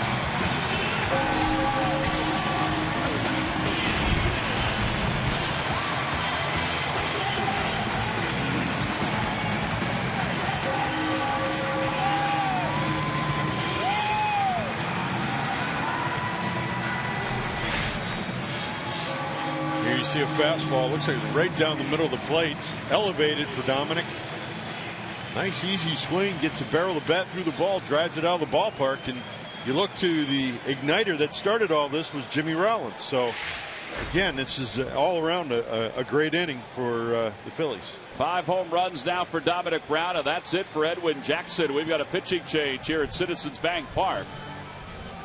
Jackson is done after 4 2/3. For Dominic Brown, his first home run here in the month of June. But of course, this half inning has been about Jimmy Rollins, who began the inning by becoming the all-time hits leader in Philadelphia Phillies history. He got a high pitch. He drove it into right field. And it was all smiles after that. And of course, Mike Schmidt saying, hey, let's join hands. Pretty good scene here at Citizens Bank Park. We'll be back with the new pitcher right after this from Philadelphia.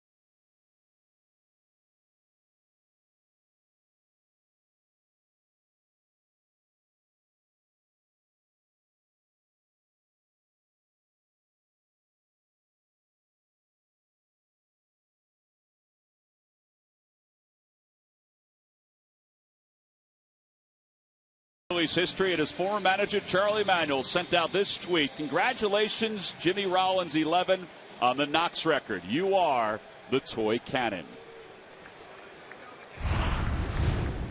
Well, Jimmy Rollins has played more games for Charlie Manuel than anybody else. Charlie always loved watching Jimmy. He also had to discipline Jimmy at times. But there's probably nobody outside of here that's happier than Charlie Manuel to see him reach that milestone. 2 balls and no strikes to Carlos Ruiz. Carlos Villanueva is the new pitcher. 2 balls and no strikes to Ruiz, who is 1 for 2.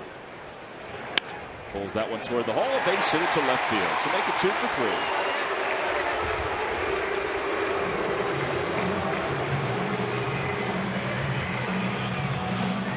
Well, Villanueva started earlier this year. In fact, the Phillies saw him in Chicago as a starting pitcher. Now out of the bullpen, where his ERA is 7.00.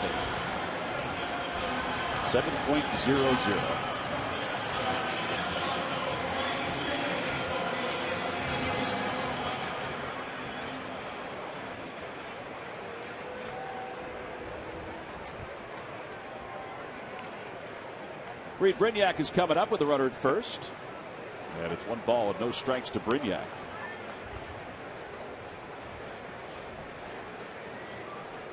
Well, Mike, your duties are over with. You don't have to pass the baton anymore. Boy, do I have a story for you guys. You wouldn't believe where I just was. Where were you? That ball is ripped to right field. Oh, my God. It's going to stay in the yard. A 1-hopper off the wall. Ruiz on his way to third will be held there. And Brignac has a double to put runners on second and third. I've dubbed him Mr. Big Hit. Reed Brignac? Yeah. Well, he certainly has had some big ones. All right, so this is where you are. Tell us about this. I mean, this must have been pretty neat. That was choreographed very nicely by by Bonnie and Debbie and Dave Buck and all of them. And we went around and around about whether to try to get the ball or get the bat. I like that. And as it turned out, grabbing the bat at home plate and going out there, boy, I look old. And going down with Jimmy and everything worked out real well. I didn't know the team was coming out. That was a nice touch. That was a very nice touch. Yeah. And I whispered a couple things in Jimmy's ear, and I guess you'll hear it because I had a mic on. Yeah. And it was a very nice experience. Now, what was not as big of an experience, but pretty cool anyway, was as we were coming through the dugout. I want to try to give you the short version of this now because my heart's pounding. Dominic Brown runs up to me as I'm walking up the runway back to the clubhouse and said, Smitty, I can't get on top of the ball. What do I need to do? So all I said to him was, get some top hand through that ball. Think that's your strong side. That's your left hand. You know, your left hand. And so we're all standing in Frank Koppenbarger's office, and he gets 2 strikes on him, right?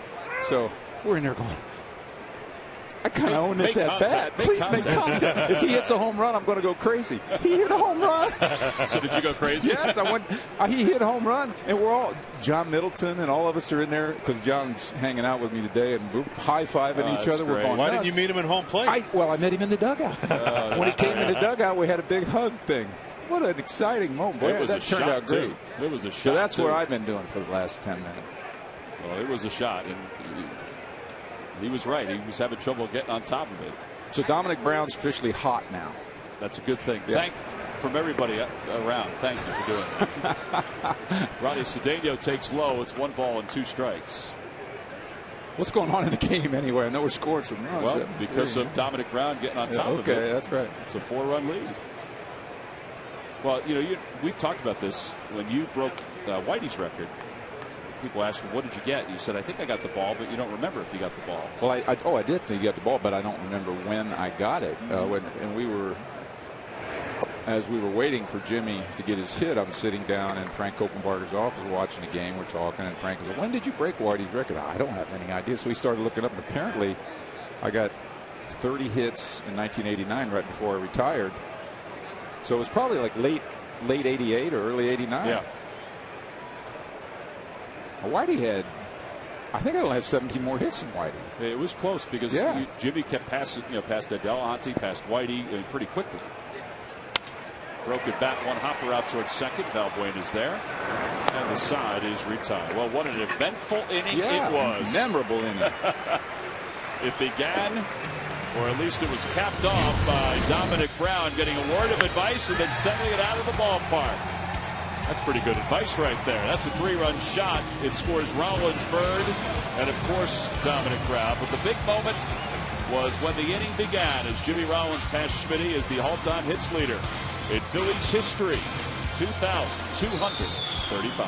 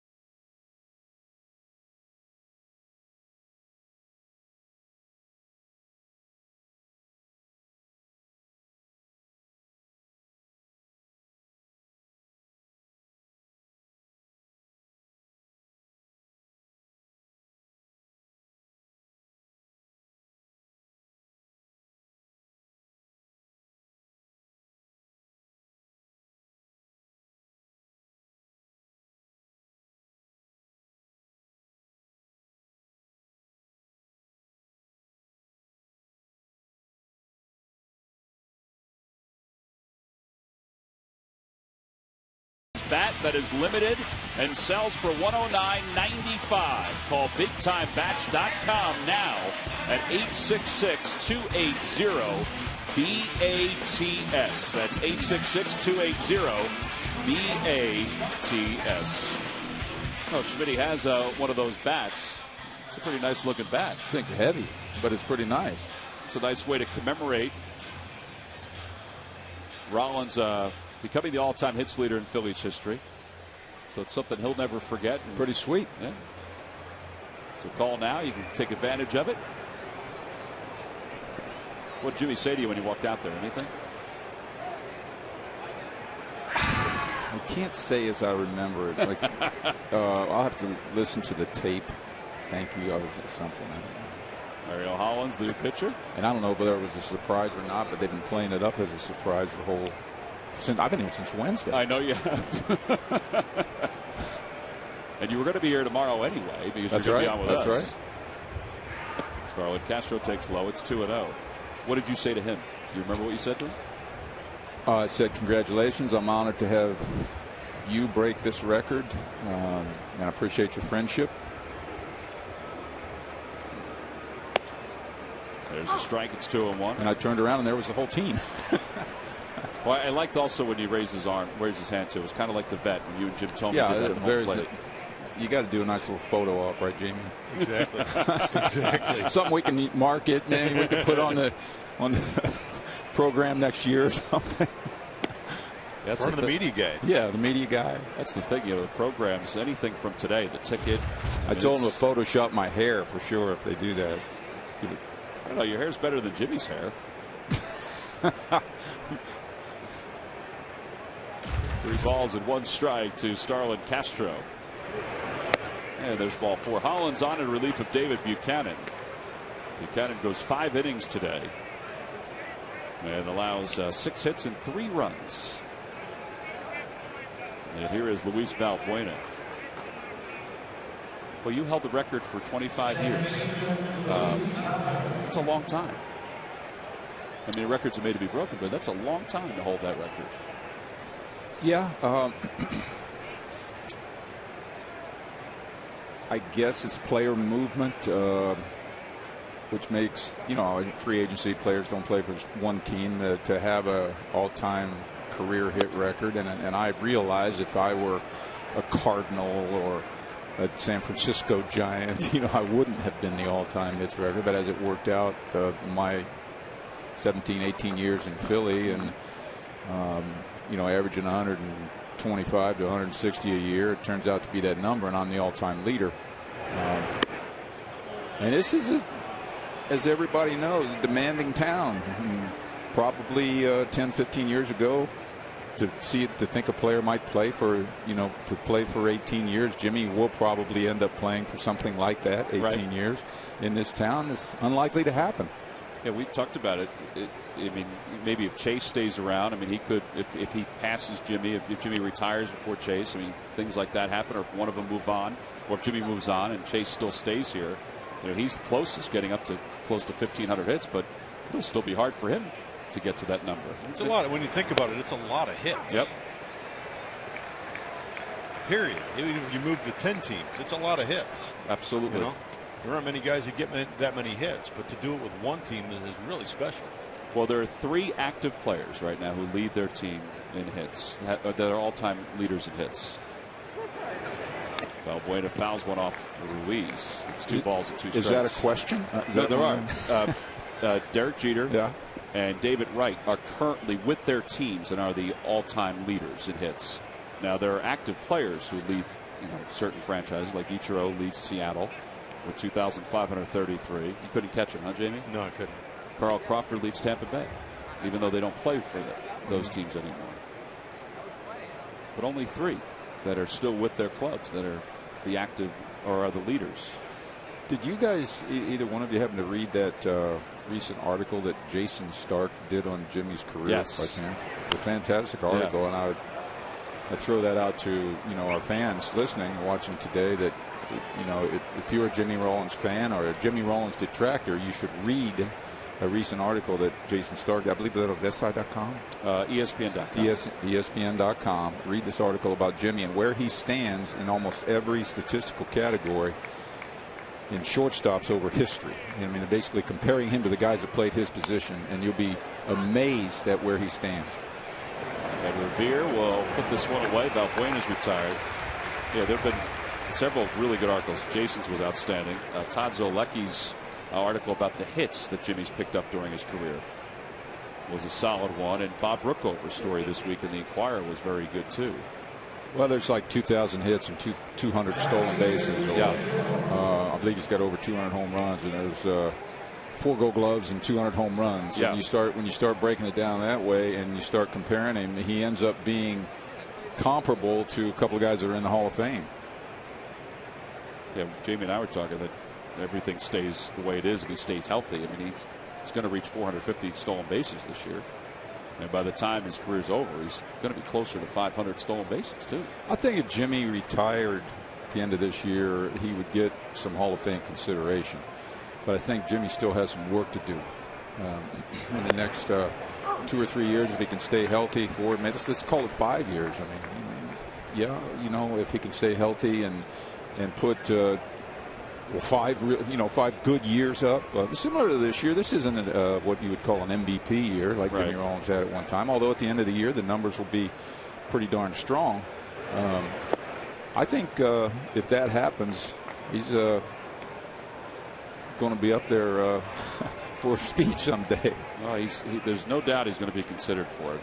Very comparable to Barry Larkin. 1 ball and 1 strike to Nate Cheerholtz.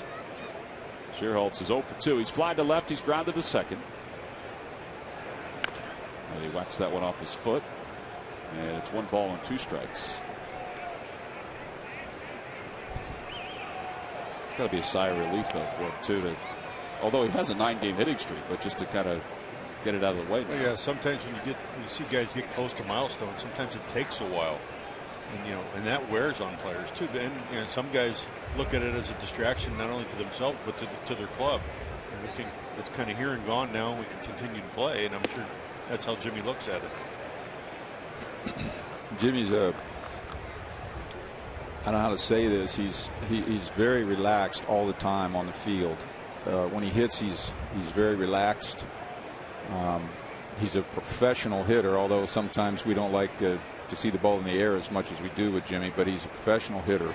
And by that I mean even a day like today when he needs 1 hit, he doesn't lose perspective on the game. He took some pitches every time up. He ran a deep count. He hit the ball hard the second time up, and then he got his single the third time up. A lot of guys might run out there and start going to hacking at the first fastball they see.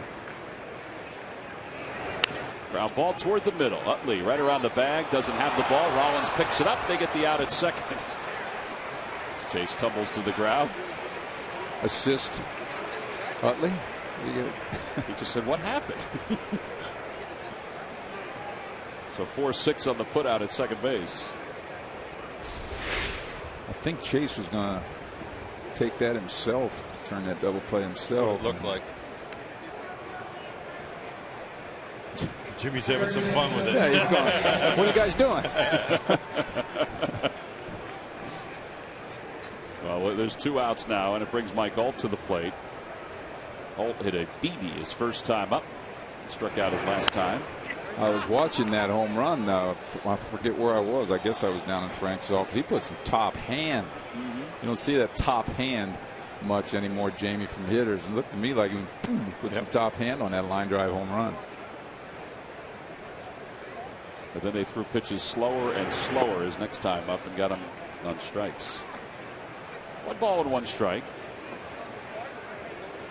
Park's playing a little tiny today, Jamie. Good. Well, with right the wind field. blowing the way it is, you get that ball up in the air from center field over. It's almost like it's a wind tunnel.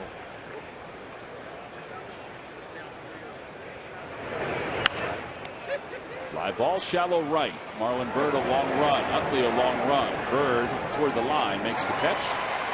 Side is retired. All right, I'll see you guys tomorrow. Oh, yeah, dark blue Tommy Bahama tomorrow, Schmitty. You got it. All right, you got it. See you tomorrow, Jamie. All right, Mike good Schmidt, night's sleep. Jimmy Rollins. Exchanging the baton at first base here today. We'll go to the bottom of the 6th inning. Phillies lead it 7-3.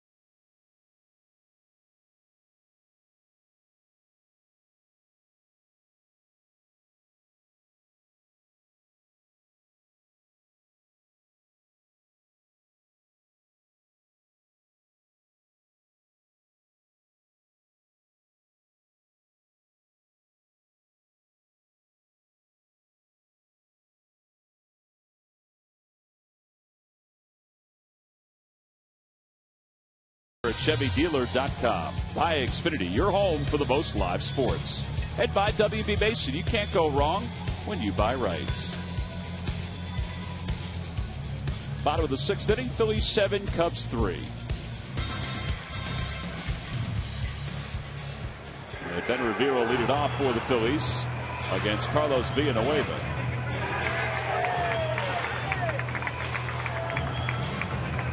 Revere is 1 for 3 today. An RBI single back in the 2nd. He's grounded out. He's also flied to left.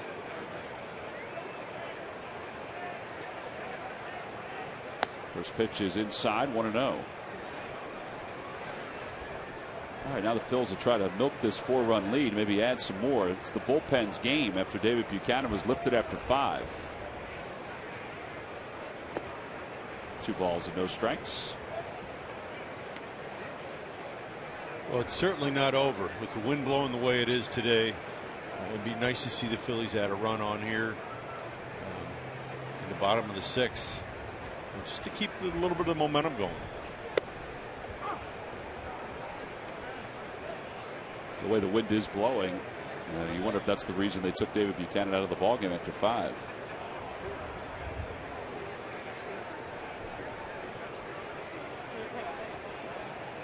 Rollins on deck. Ground ball to first. Yeah, there's one away. And here comes Jimmy Rollins. Jimmy Rollins.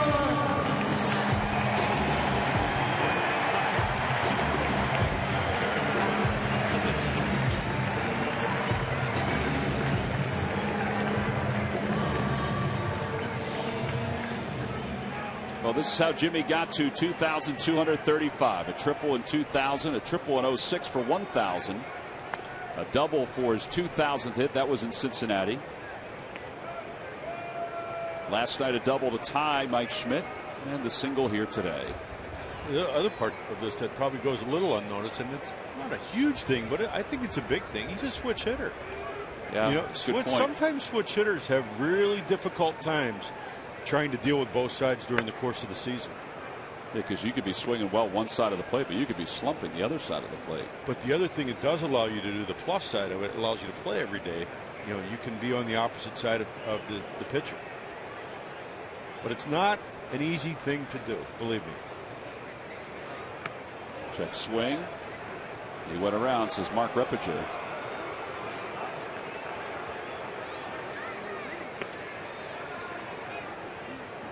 One ball and 2 strikes.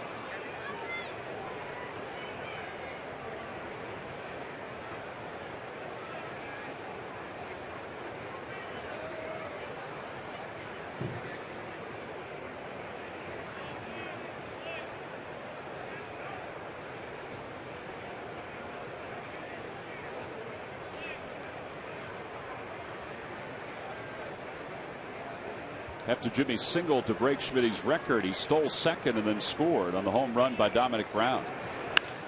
Out of play, and it remains 1-2. You guys talked about that anxiety, leading up to records. Obviously Mike hit 500 home runs. There must have been anxiety before he did that against the Pirates and Don Robinson.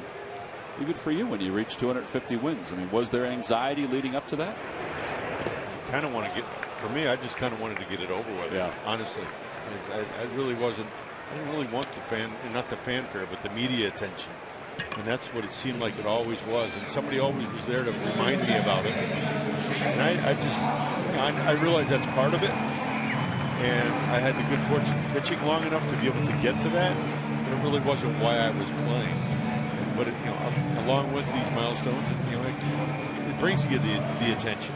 And you do have to deal with it. But now when you don't win a game, you don't win a game, you don't win a game, and then you hear the same questions over and over. And that's the part of it that you get tired of. Chase Utley homered his first time up. He's 1 for 3.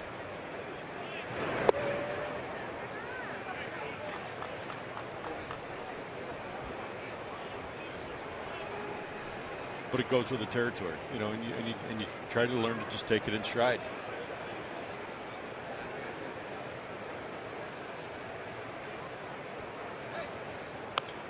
Over to the right side. Rizzo waits. He better not wait too long. Side is retired as Utley just barely nailed it first.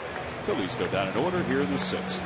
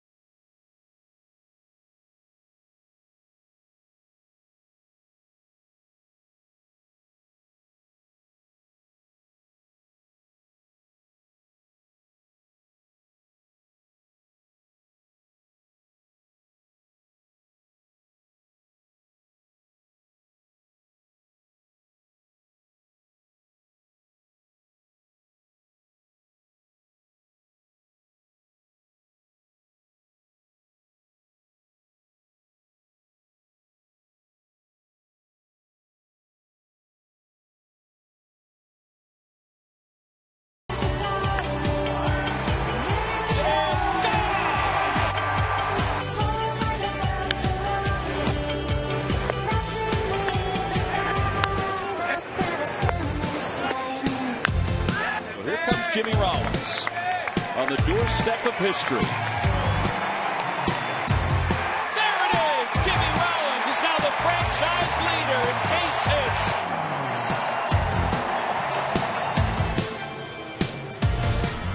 Well, your local Honda dealer's game summary. Jimmy Rollins is the man of the hour. 2,235 career hits.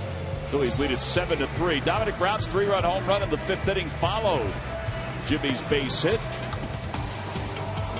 Edwin Jackson lasted just 4 2/3 for the Cubs. 3 solo home runs today for Chicago against starter David Buchanan. The Phillies, though, are into their bullpen.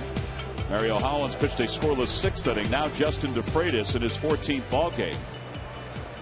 DeFreitas 1-0 with a 2.40 ERA. 15 innings, 11 hits allowed. And he will face Eli Whiteside to lead it off. Chris Coughlin's come out of the on-deck circle for the Cubs. And the first pitch misses inside, 1-0. Well, DeFreitas' ERA is at 2.40, as we mentioned. 9 games since he's been called up. He's not allowed a run. He's thrown the ball well since he's come back. Been recalled. from Lehigh Valley.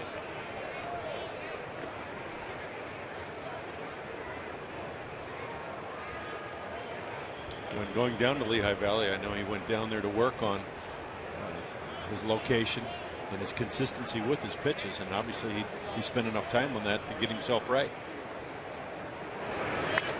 Out toward left field, Dominic Brown is there, and there's one away. With one out, Chris Coughlin will pinch hit. Let's check in with Greg Murphy. Murph. All right, guys. Well, the bullpen has this game now, and over the last couple of weeks, that has been a very good thing for the Phils. They are the subject of our Coors Light Cold Hard Fact, brought to you by Frostproof Coors Light. Look at the numbers since June the 3rd. Opponents average 127 against. That's first in the bigs. The whip is 0.56. That is first. Strikeout to walk ratio is very good as well. ERA 1.27. That ranks second. And opponents' OPS as well ranks second at .410. So very good pitching from the bullpen over the last couple of weeks, but those numbers from June the 10th. Yeah, they've been outstanding. You know, just to think about it, you know, we talk about where the Phillies need to improve, where the Phillies need to get better. Right now, the bullpen is more than holding its own. They're doing a great job, and when you look down there, you look at some of the kids that are down there with not much major league experience are doing a very good job. Out of play, and it's 1-1. And they've talked about getting that experience, how important it has been, even though there's been a lot of rough patches along the way, particularly the first month of the season. Their learning curve has been really, really short for those kids. Now, hopefully, they can maintain that consistency and continue to, you know, in small ways, continue to get better and stronger. 1 ball, 1 strike to Coughlin, and he fouls it back. It's 1-2. You know, guys, when you talk about this bullpen, and Tom, you know, it feels like we've talked about a couple of these guys over the last few years and talked about that learning curve. And, you know, coming into this season, I really thought the bullpen would be a strength. And early on, they, you know, seemed to struggle again. But it does seem that a lot of these young guys, these arms that have been touted for a couple of years now, are starting to figure it out, you know, both physically and mentally. Fly ball to right field. Marlon Byrd will make the catch. And there are 2 outs. Yeah, and if DeFreitas, Murph, can get this last out, it sets up the 8th for Diekman and the 9th for Jonathan Papelbon. There is Diekman stretching right now. Top of the order, Junior Lake is up. He's 0 for 3. And there's Papelbon, who's been going through his stretching exercises over the last inning or so.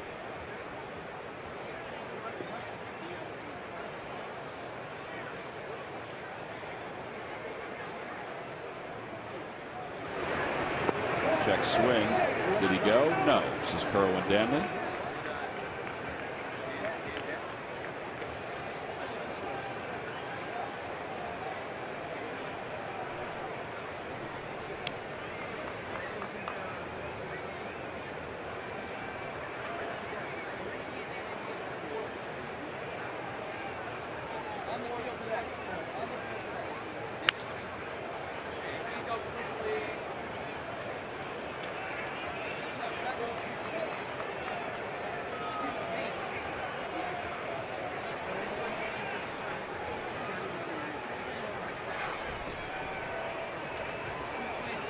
Jimmy wanted nothing to do with that spinning top right there. He just waited.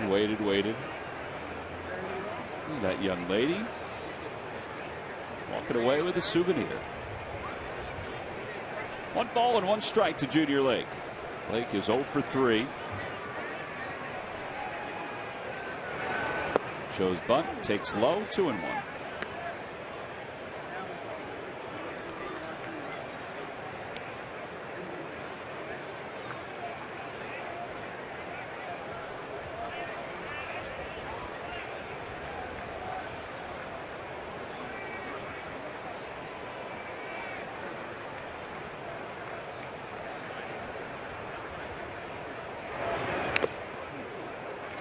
Big rip, and it's 2-2. The thing about DeFreitas, you talked earlier about Buchanan pitching to contact. I think Justin has done that as a relief pitcher. He hasn't had very lengthy outings. Oh, you know, since he's come back, he's really thrown a lot of strikes. gotten ahead in the count, which is important. And it looks like he's trusting his stuff more, and he's been able to repeat his mechanics. And I think that's where it starts, repeating your mechanics. 2 balls and 2 strikes. Outside 3-2. He just missed with that fastball.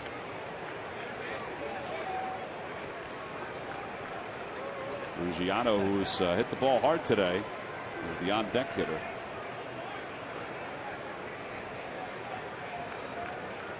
James Russell is the relief pitcher.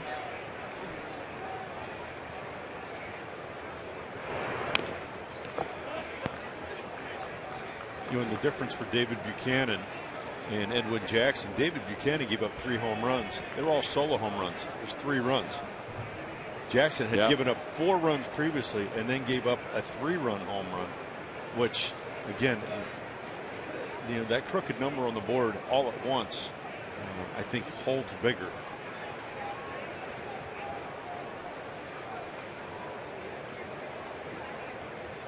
I've always looked at a home run as a rally killer. Swing and a miss. He got him. There's that breaking ball we were talking about. 14 pitch hitting for DeFreitas. Side is retired in order. It's time to stretch here in Philadelphia. The Phillies lead the Cubs 7-3.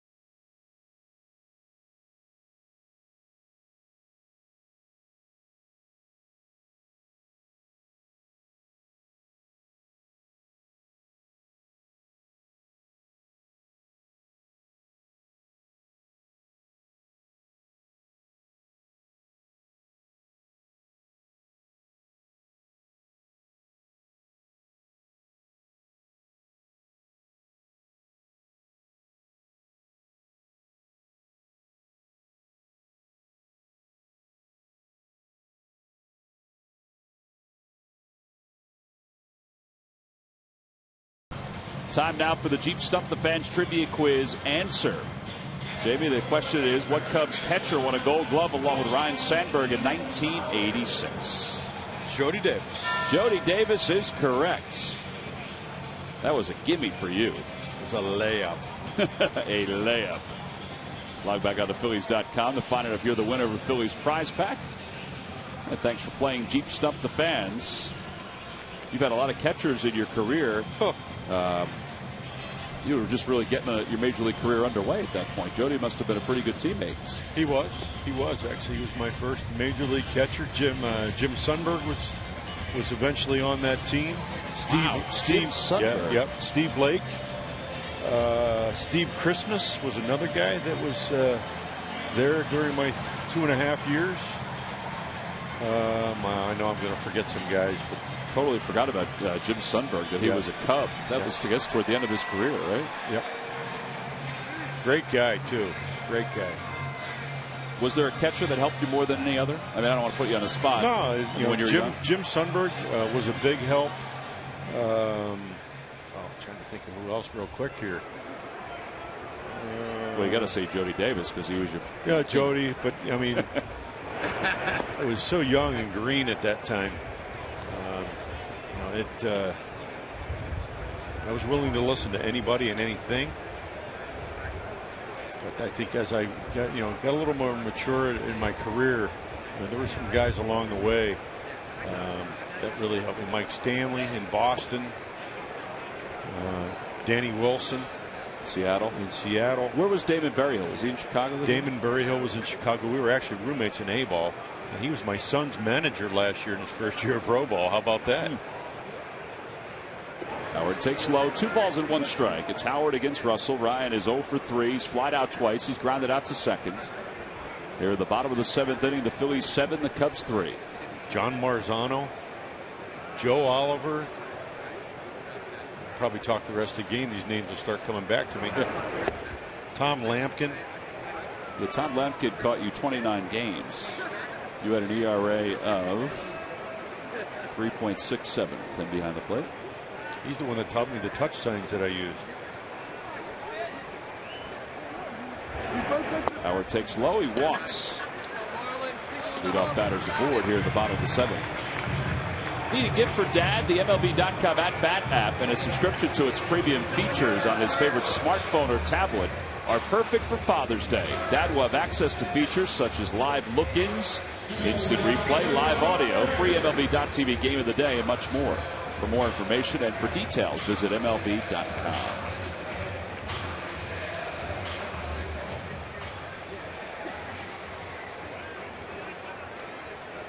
Marlon Byrd is 2 for 2 with 2 runs scored. Triple and a double.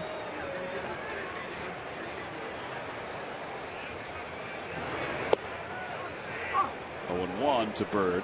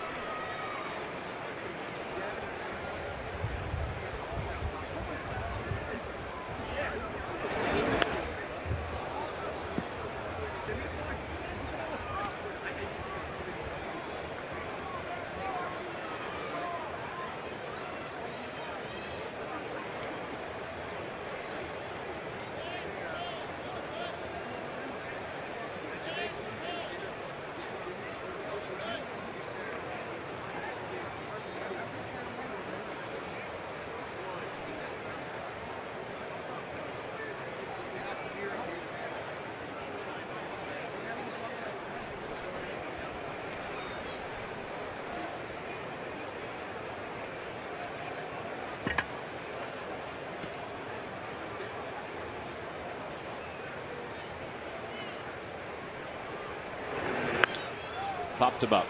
Over towards second base. Valbuena is coming under it. And he makes the catch. Dominic Brown's coming up. Mike Schmidt got a chance to talk to him earlier today.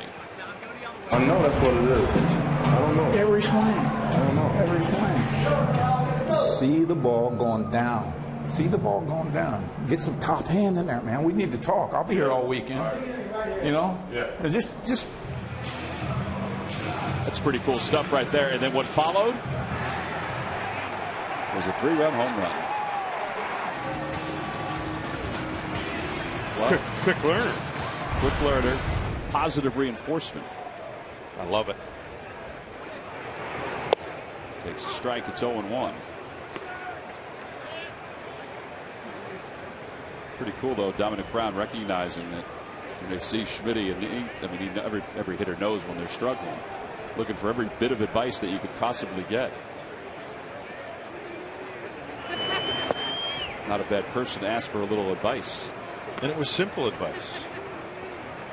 And for a hitter, he understood what he was talking about. Exactly. See the ball down, get some top hand into it.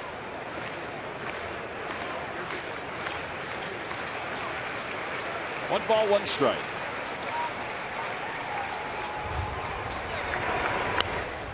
Popped him up. White side, zigzagging, 2 outs.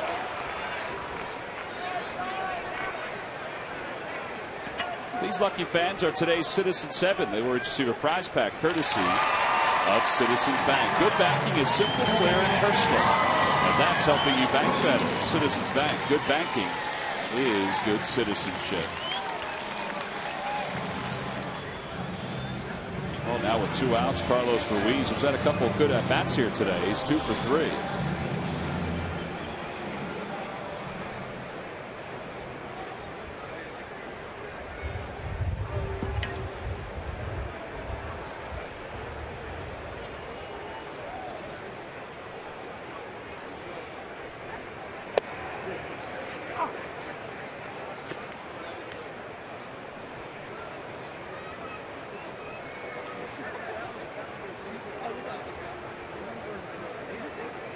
Howard's on first. He walked to start the inning.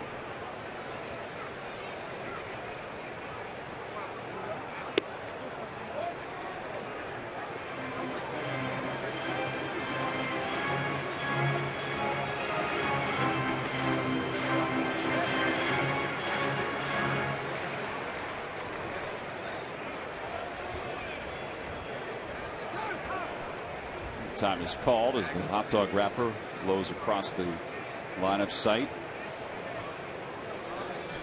of Ruiz and Whiteside.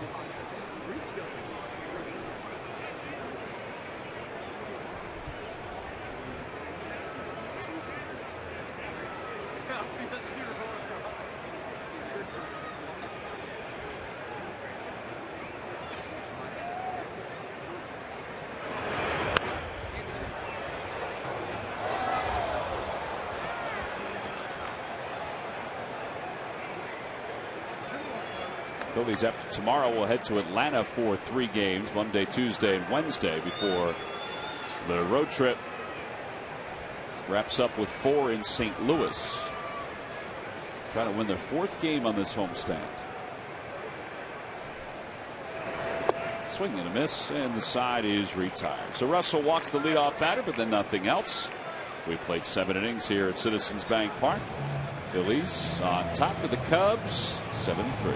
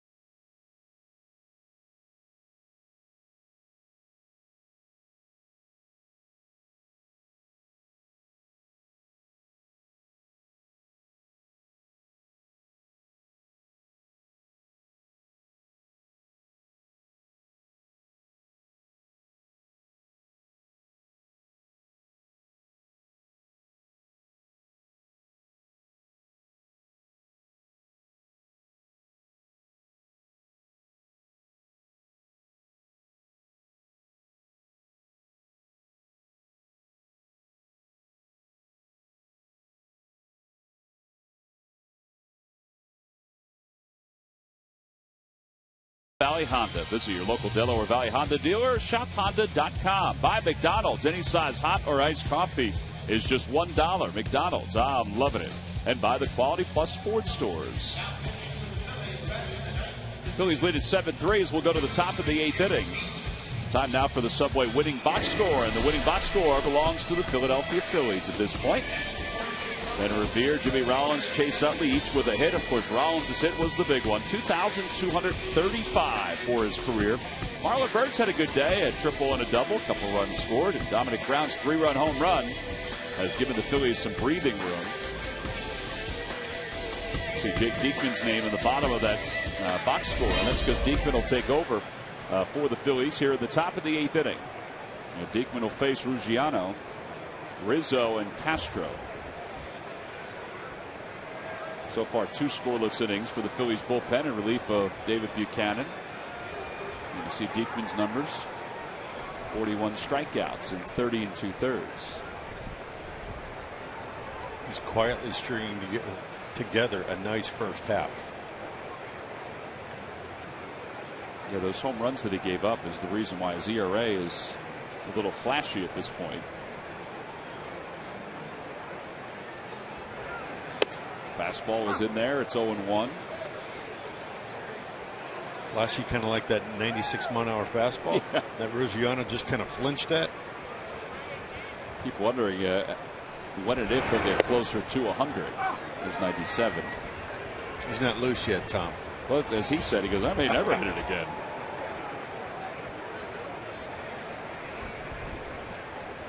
The last 81 outs he's recorded, 38 have been with a strikeout.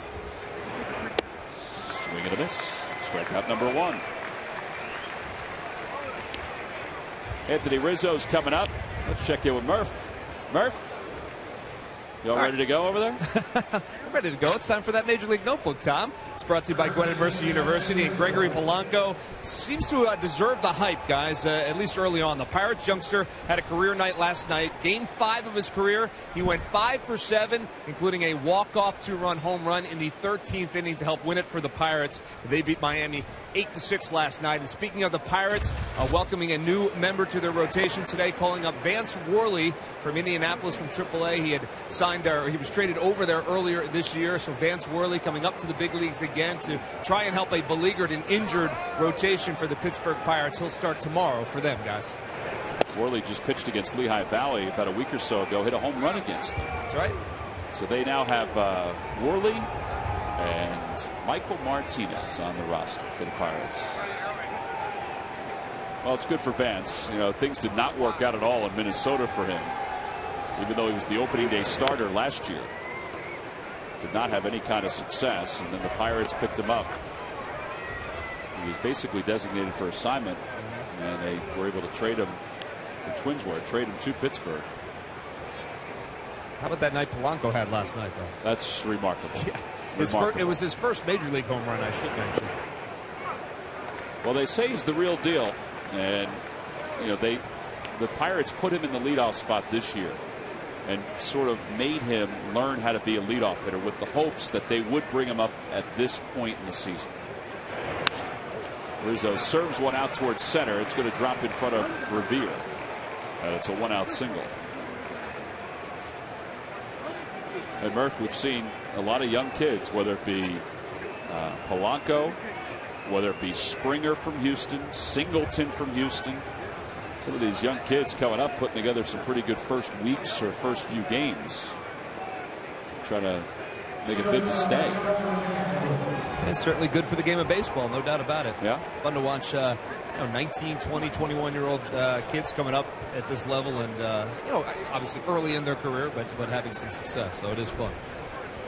Starlin Castro, who was one of those kids back a few years ago when he had 207 hits in 2011 for the Cubs, takes way outside, 1-0.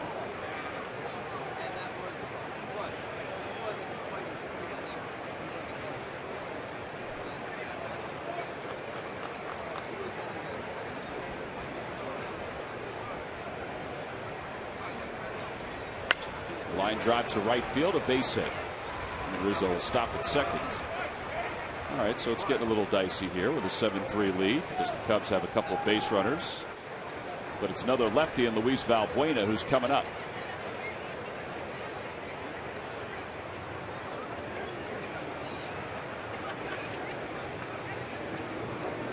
Well, the big thing here, Jake, is at least forcing them to swing the bat to get on base. I think that's important. And you're just one pitch away from getting yourself out of a little mini jam here.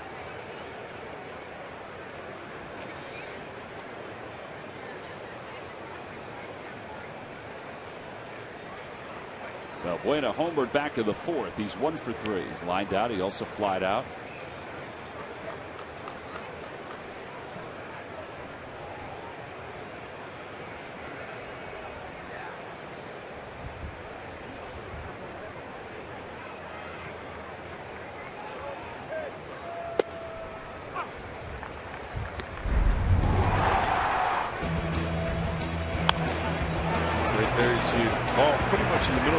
Gets it up in the air today with the wind blowing out like it is, and it still is.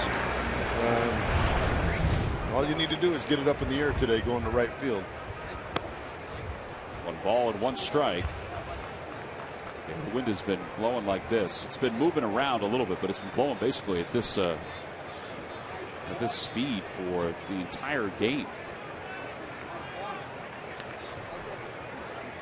It's kind of cooled things off on this June day.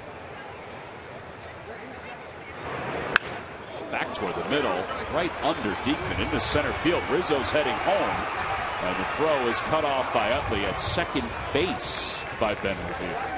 And it's now a 7-4 ball game. I think Ben had every intention of trying to fire that to the plate, but he just didn't have anything on it as far as the height goes. And Utley, all he could do was cut it off. So an RBI single, 3 straight hits.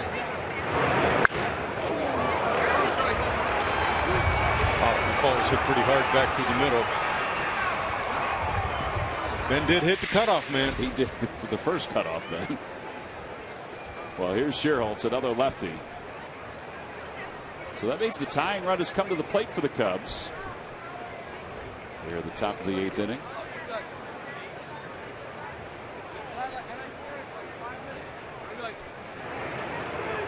Swing and a miss. Good slider, 0-1.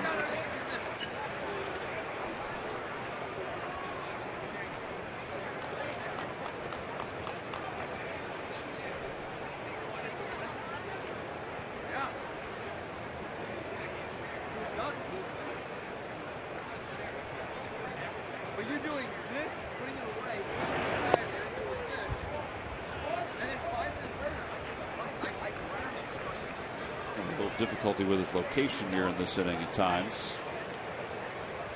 Still can see his way through this. He has 2 on with 1 out here in the top of the 8th.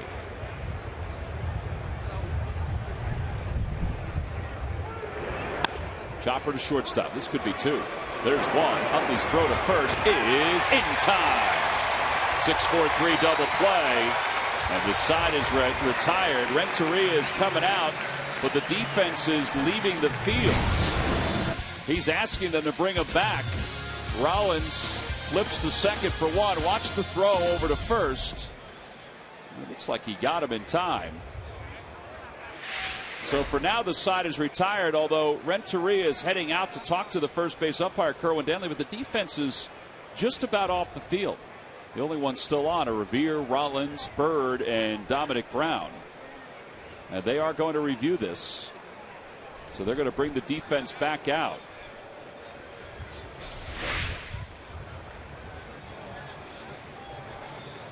Does look like he is out just by that play right there. Ready? Scherholtz hustled. I think he's out. I mean, it's very close. Replay. See there, it looks like his foot may be on the bag ahead of the throw. The other angles, it looked like he was out. So they will review it. By rule, you have to hold the defense. Rick Renteria came out, but he did take his time coming out. Scherholtz is staying at first base. He's talking to Eric Kinski, his first base coach.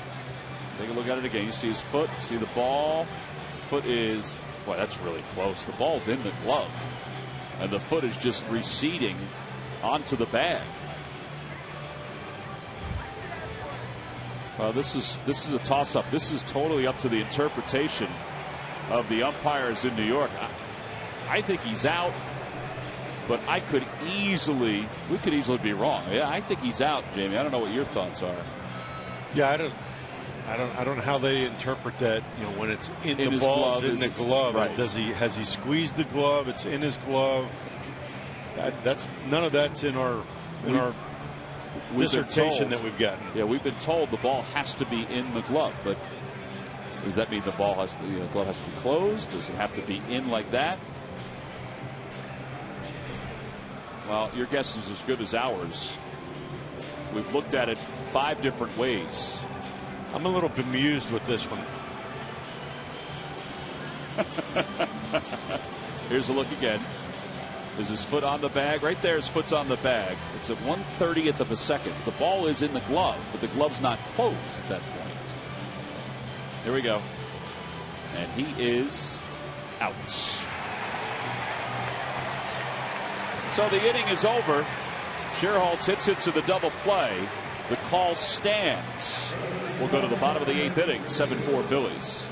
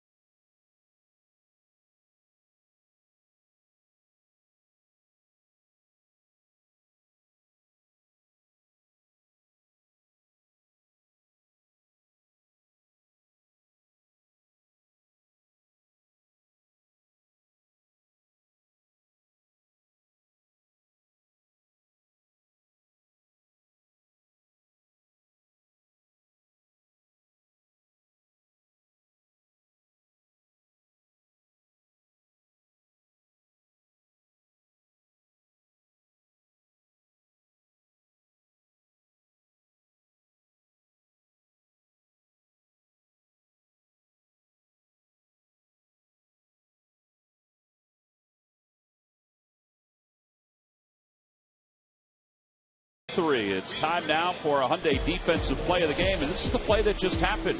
The double play off the bat of Sherholtz that was reviewed, and the call stood. Down ball to Jimmy, hit fairly firmly. Sherholtz got down the line rather quickly. It ends up being what we call a real bang-bang play. Bang, bang, big time. And the call went there the Phillies' way.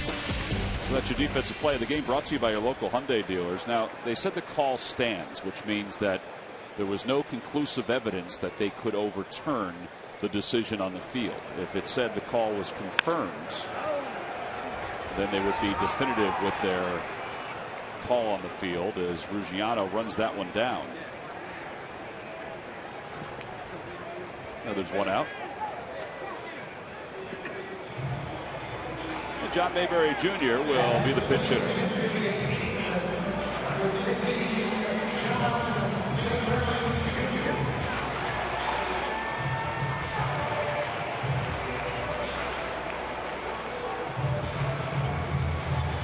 Mayberry is a pitch hitter, 7 for 15. There's a good chance he will play tomorrow because the left-hander Travis Wood is scheduled to pitch for the Cubs. First pitch is inside. It's 1-0.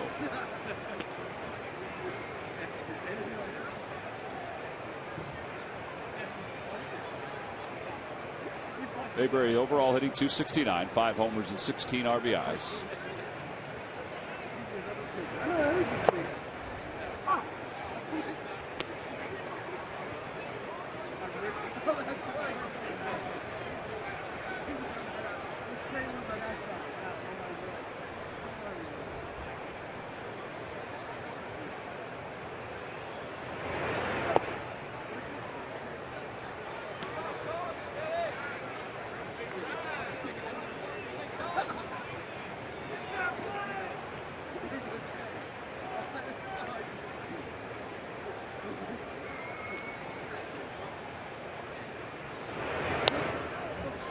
Like Mayberry, his feet slipped out from under him as he took that swing.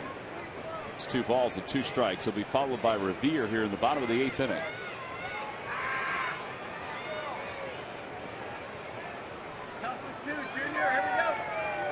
Got it. The Papelbon warming up in the bullpen for the Phillies.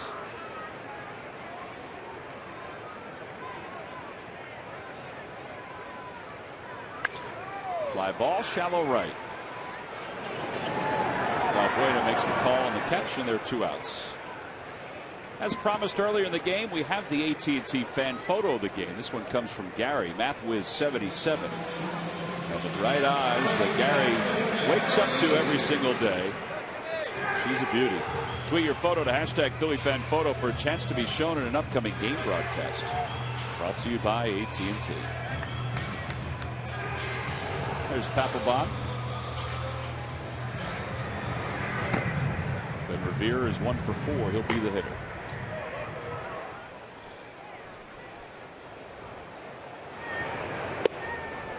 Outside, 1-0.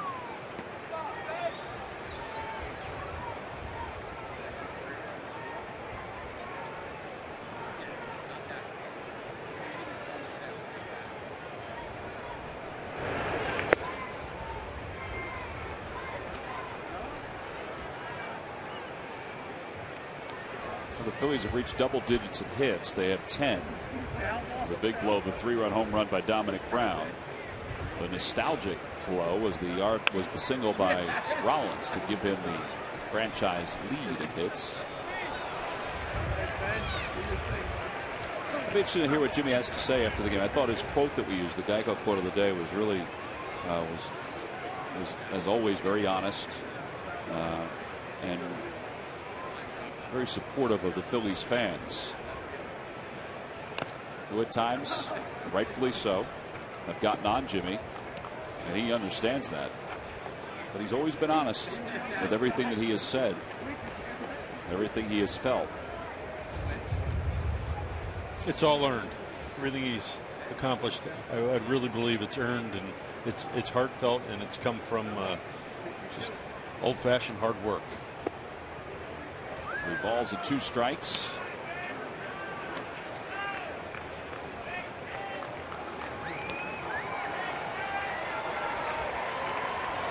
And he's been very loyal to this organization, as well as the organization has been to him.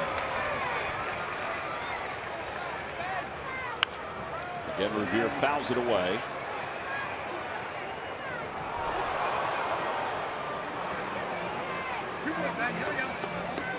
What Mike was talking about with Rollins' numbers, once it's all said and done.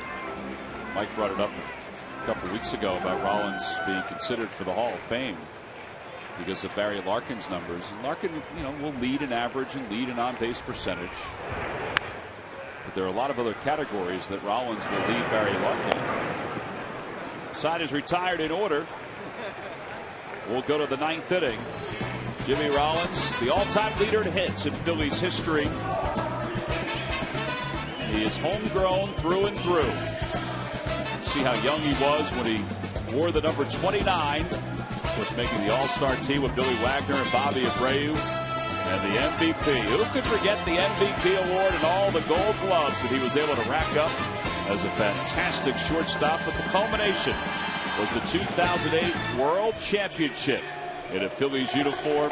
Today, he notched another milestone as the all-time hits leader.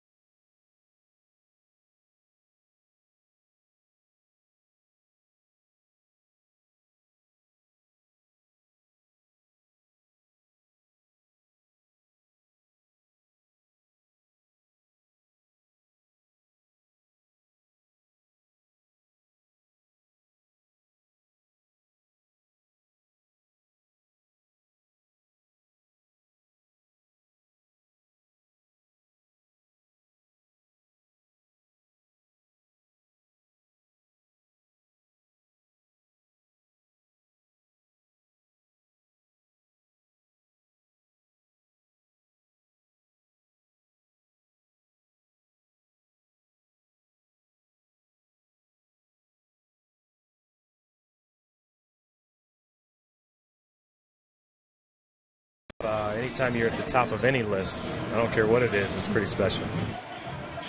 Well, Jimmy Rollins is the all-time Phillies hits leader. Here for Mike Schmidt, Derek Jeter, who you just got a piece of, Chase Utley, Ryan Howard, and, of course, Jimmy himself on this great moment in Phillies history. Watch a commemorative edition of Sportsnet Central tonight at 10:30 on Comcast Sportsnet. It's kind of neat to hear Derek Jeter, who's the all-time hits leader in Yankees history, talk about Jimmy Rollins becoming the all-time hits leader in Phillies history. Derek Jeter will retire at the end of this season. Jimmy is not ready to retire. He's hoping for some more individual and collective milestones before his career comes to a close. Right now, though, the design is to get 3 more outs here in the top of the 9th inning, and they'll hand the ball to Jonathan Papelbon, who's on to try to pick up his 15th career save, or 15th save of the season, I should say, his 301st career save.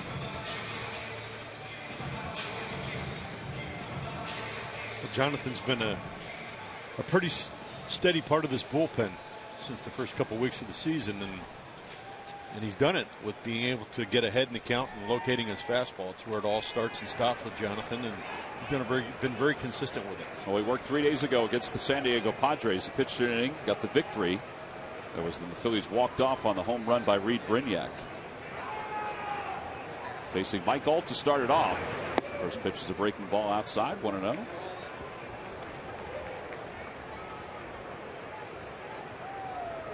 '81 career saves as a member of the Phillies, which is 7th most. 1 ball, no strikes to Alt, who's homered today.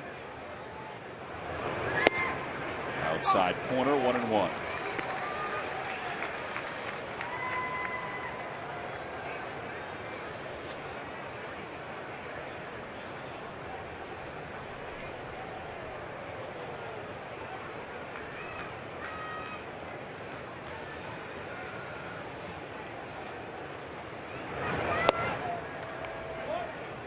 Sailed outside. 2 balls and 1 strike.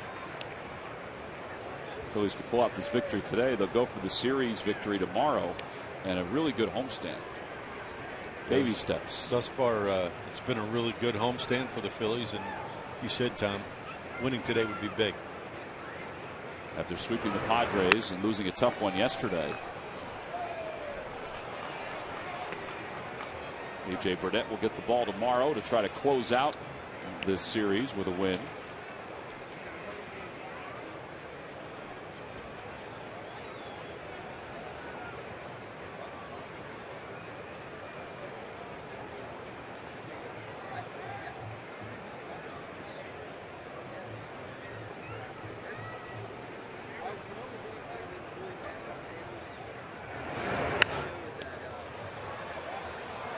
Howard will give it a look. That'll be back into the crowd.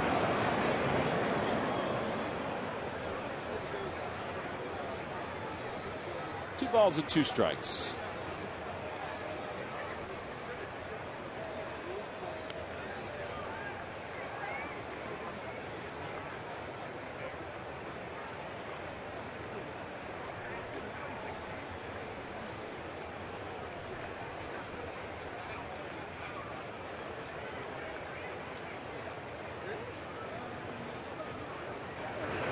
Got him.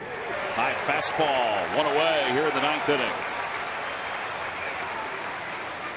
Tied him up with that 92-mile-an-hour fastball. Yeah, that was a really good pitch. Beat him probably about belt high, right through the middle of the zone, and after showing him a couple breaking balls. Again, it's tough facing these guys that can locate and have a little bit of velocity. It's really hard. You almost have to sit on one pitch or a location. Well, now John Baker will pinch hit for Eli Whiteside. 1 out here in the 9th. Ryan Sweeney's come out of the on-deck circle. Baker takes outside. It's 1-0.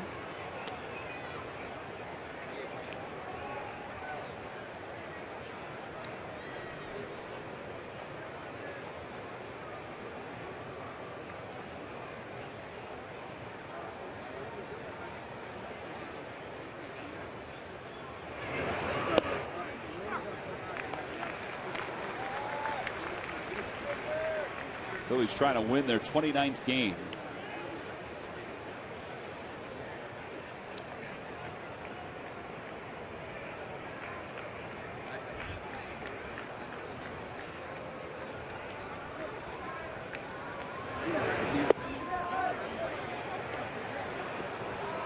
That split looked like a pretty good pitch. Baker did an offer at it. Still looked like it was a pretty good location, too. It dropped down out of the bottom of the zone. Yeah. Pretty tough pitch to lay off of, though.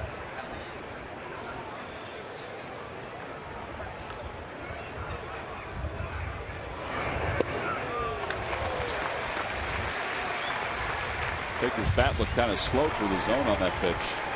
Now it's 2-2.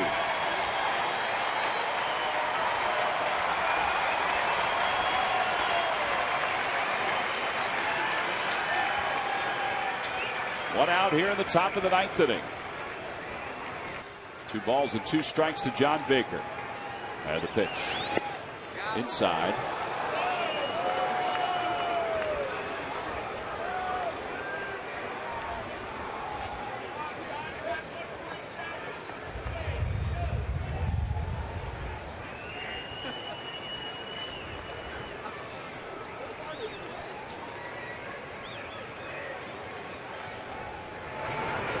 Got it.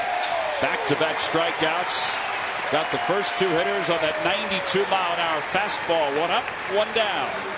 Now they're 2 away here in the 9th inning. This one was down. The other one was up. Now here's a tailing fat. Looked like a little late tail movement to it. Baker couldn't quite catch up to that 92-mile-an-hour fastball. Well, good life from Papelbon, and now Ryan Sweeney. 21 career pinch hits. Overall hitting 186 this year. 11 for 59. Fouls the first one away. It's 0-1.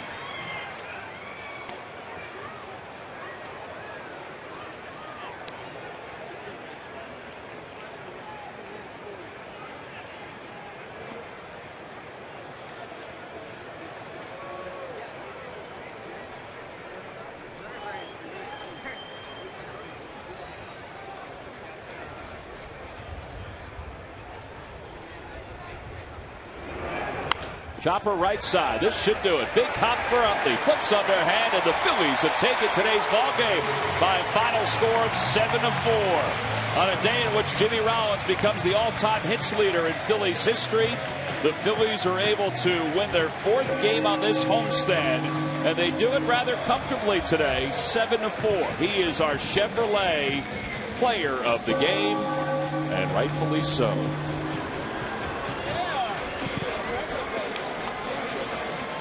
Give it a hug to Dominic Brown, whose 3-run home run is what gave the Phillies the breathing room to get a chance to enjoy this victory and to enjoy this milestone today for Jimmy Rollins.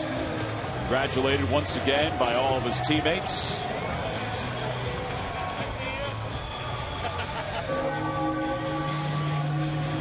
Well, here's the hit that gave Jimmy Rollins the all-time record in Phillies history. He ran it into a hitter's count, too, Jimmy. He did, and he got a nice fastball up out over the plate. He was actually running away from him. And a nice hump back, or not even a hump, but a nice line drive to right field.